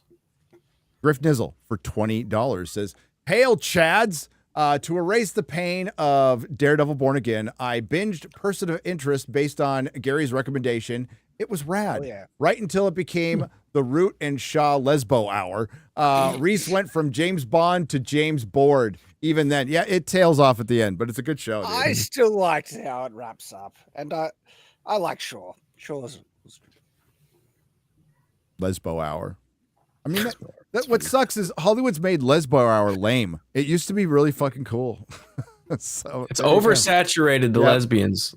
Josh Kelsey is nothing like an oversaturated lesbian. Thank you. Josh Kelsey has dropped $20. Says nothing. That's what he does because Josh is a Chad, although his name is Josh. Movie Erotic for $2 says, Gary, can you stream with Red Letter Media on FNT? They are welcome anytime. I love those guys. I think this will probably be the last place on earth they would want to be caught. But they are always welcome. I got nothing against them. Yeah, like for all the stuff that those guys have put out over the years, there's times where they've fucking taken shots at us before in their videos. Yes. Our thumbnails, like they've fucking gone after us. Yeah. Who knows how much of it is them specifically or their editors or whatever. But even when I wholeheartedly disagree with them, I appreciate like the stuff they put out and the conversations. Yeah. The Mr. Plinkett reviews is what really got me into watching YouTube, not just clips and stuff, like watching it as a show, like as a series and thing. And that's the thing that's really started me, seeing YouTube completely differently. Yep. And it's still funny. They're OGs and they're really good at what they do. And I subscribe to their channel and I watch all their videos. So I think they're really funny. Nathan Watkins for $9.99. Fuck you, Disparu. That's all he wanted to say. My goodness, what the paid almost $10 to say that. If someone's willing to give money to insult me, I am more than happy to be insulted all day, every day. You know what would really insult him? More money. Yes. Madney85 for 20 says British as well. So Madney85 for $20 says, so rape, huh? All right. Well, see you later. See you later. Paul Stromby for $4.99. Hey, Ryan, is Stargriff getting back together? There's a clip. There's a clip of you in theory discussing the rape scene. Yeah, the non-rape scene. Like God, the non-rape scene. Yes, but he was in my chat when I was talking about this. We had very different opinions about that scene and how it played out. So he hopped on for about 30 minutes. We had a good discussion. You can find that clip on our Outpost Live. But I don't know if there's any plans necessarily. Maybe when Andor's over, who knows? But that was just kind of a spur of the moment thing. The only reason I watched it all is I promised Mahler that I would, and I thought I would have more time to do it. I thought I'd like kind of do it in increments, and it turned out I put it off until the very last minute and had to watch it all in one day. And that was probably the better way to watch it, to be honest with you. Like watching that weekly would have been kind of brutal. But there are good moments, but there's a lot of drag and there's a lot of dumb shit. Yeah. A lot of drag. Andy Serkis, it's a shame that he gets cast as so many just dumb CGI, not dumb, but just so many CGI roles because fuck, man, when that guy's on screen, he's great. Dude. Like actually on the screen, he's fucking great. There's like a good movie in there. Yeah. If you just made a movie out of that whole series, it'd be a good movie. But it's just everything, and I'm scared that's what's happening. Well, look at these first 3 episodes. It's just dragging already. They need to cut it down. They do, and your lead character as like the opposite of charisma. Like he's just so a fucking wet noodle. Yeah, and like he's not that great of an actor, Diego Luna. He's just not. You know, he's acting up against Andy Serkis and Skarsgård, and like it's just looks like a student I mean, yeah, imagine if you had a character like Han Solo, not a carbon copy, but someone with charisma or personality that you could really enjoy and get into, that was leading the Andor kind of arc and story. That's kind of who this character is kind of supposed to be portrayed to be a little bit, right? A guy who a little bit seedy, a little bit scummy, owes a bunch of people money. He's always got something in the works, might steal this, might steal that, whatever, right? Trying to get by. And ends up getting wrapped up in this thing, has a lot of skills. Luthen wants to use them. He is kind of forced into making this decision. And then he experiences a little bit of that. He even despite the fact that this guy offers him a bunch of money to betray these people he just went through this with, he fucking kills him instead. Doesn't take off with the money, instead just takes kind of what he's owed, but just wants to live his life. You get that hint that he might have a little more heart. Like, that's what they're trying to go for. But you're right, with Diego Luna as Cassian Andor, you're just not drawn into the character at all. It's such a weird decision he was picked out to give a series, because you could do the same era and the same with a character that we know is not going to die, and there'd be so much more interest. Like, he's never in danger. We know he's not in danger because we know how he dies in the future. Like, we never have any fear for him. So still, I just find it amazing that he was chosen to give a series to. Yeah, that's mind-boggling. But then you want to look at the identity politics of it. We can have a Latin lead for a Star Wars series, and that probably helped greenlight it. It probably did. And, getting Tony Gilroy probably on a pitch probably didn't hurt. But, like, you can't not look at that aspect of it. People might go, that's insane. You can't even say that now. That's why in the fuck do you think they did the Bene Gesserit series for fucking Dune? It was a conclave of women. That's what fast tracked that to get 2 fucking seasons, spend millions of dollars on. And the decision was made on identity politics. They still do. And I've heard nothing but bad things about that. It's fucking terrible. Yeah. I watched hates it. I haven't watched a single second. And I love the Dune movies. So it was so they could look at all these powerful women on screen. Fuck off with this shit. So Michael for $20 says, instead of rape, she should have screamed, he tried to pull a nerf herder. That would add hilarity to what Leia called Han, and double hilarity to Han's lack of objection to the term. That's what the scene needed, a bit of humor in it. You look like a scruffy looking rapist. What do you mean, scruffy looking? Before he pushes her up against the wall with her saying no and kisses her. Yeah. She would have been into it.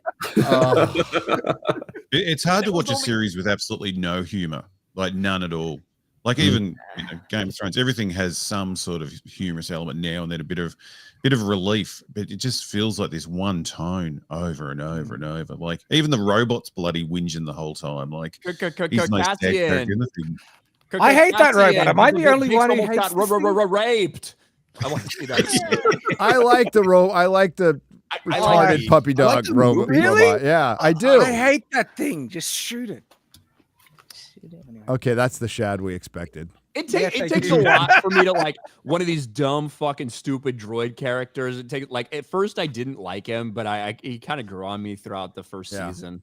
He's just a fucking Why? He's a puppy dog. That's all he is. It's a talking robot. No, it's a talking dog. Every time you leave, your dog is like, "I'm waiting for you to come home. I'm waiting for you to come home. Are you home yet? Are you home?" Because they had no concept of time. Yeah.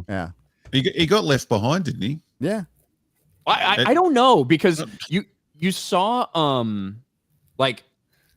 you saw Brasso getting ready to pack up his charging unit or whatever. We never really saw what happened with that, so I don't know if he had that in the bike. I don't know where that might have been, but I didn't see him. I didn't see B there. I was hoping the last shot. Woman, he said stay with that woman because she's nicer than me. Yeah. So he sent her off to the family. Yeah. I just can't see them leaving, but it would have been funny to have one last shot as they're blasting the tie off of fucking Cassian. You said you'd never leave me. Megatron for if I were running Lucasfilm right now, I wouldn't release this lame and gay Starfighter movie. Instead, would adapt the original idea for the sequel to Star Wars, Splinter of the Mind's Eye, to celebrate the 50th anniversary. I like Splinter of the Mind's Eye. It's a good book. It's weird, right? It's weird. It's fucking Splinter weird. of the Mind's Eye it was published in 1978, and Yep. it is basically what George would have potentially done as a sequel, like if he didn't really get any money. That's kind of the idea, and there's some weird shit going on between Luke and Leia. Yeah. It was before they changed a couple things, but dude, it's still one of the best Star Wars book titles ever. Splinter of the Mind's Eye. Alan Dean Foster's the man. Doesn't get credit and doesn't get his residuals. So, there you go. That's Disney. That's Disney. All right, we're gonna do the rest on a Square Up, which will be on Nerdrotic Live. You can subscribe to Nerdrotic Live. It'll be Monday at 11 a.m. on Rumble and Nerdrotic Live, where I just said. And we will be continuing the show over on Rumble. We'd like to thank all the Modrotics. We would like to thank everyone who participated in the chat, who disagreed with Shad particularly, which is most of you. We'd like to thank everyone who left a super chat and donation. You help keep the lights on. Thank you, everyone. Thanks, everyone who came out to the meetup to Vegas. We will do it again during CinemaCon next year. We'll talk a little more about that on Rumble. And see you next week with X-Ray Girls. Razor Fist. Woo! Razor Fist. Thank you.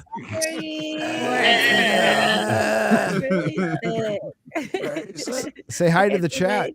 Hi, chat. Hi, chat. Sounds worse than me. My I wish God. it was a sexy, sick voice. I'm sorry. Not with that attitude. Gross. No. Get out of here. See you on Rumble. Everybody else, see you next week. But come on, Bye-bye. Rumble. Yeah, come on. We'll talk about gay black rappers or Shannon Sharp. Same thing.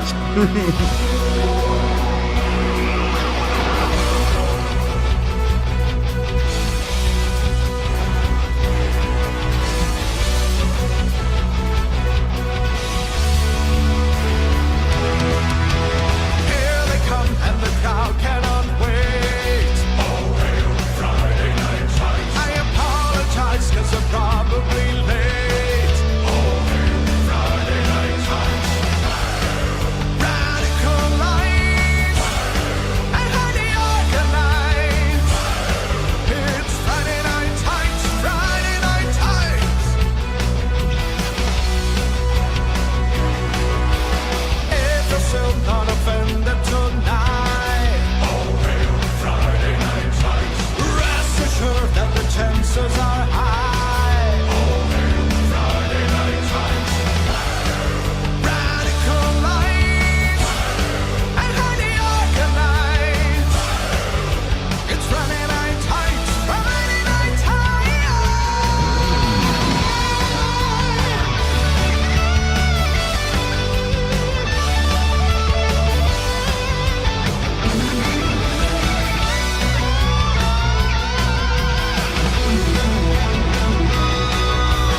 Time has come, they are finally here. Oh, hail Friday Night Tights. We're not affiliated, just so we're clear. Oh, hail Friday Night Tights. Radical lights, highly organized. It's Friday Night Tights. Sweet Mother Mary, turn on the oil, you got real. It's Friday Night Tights, Friday Night Tights, Friday Night Tights, Friday Night Tights, Friday Night Tights.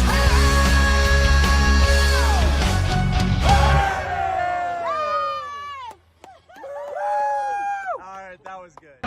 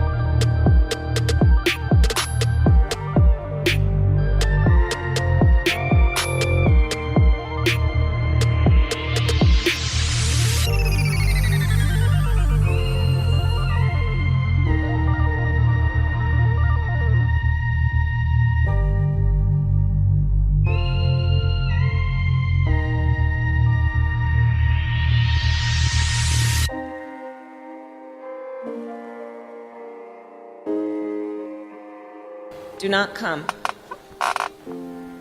Do not come. I'm gonna come. Dame, dame.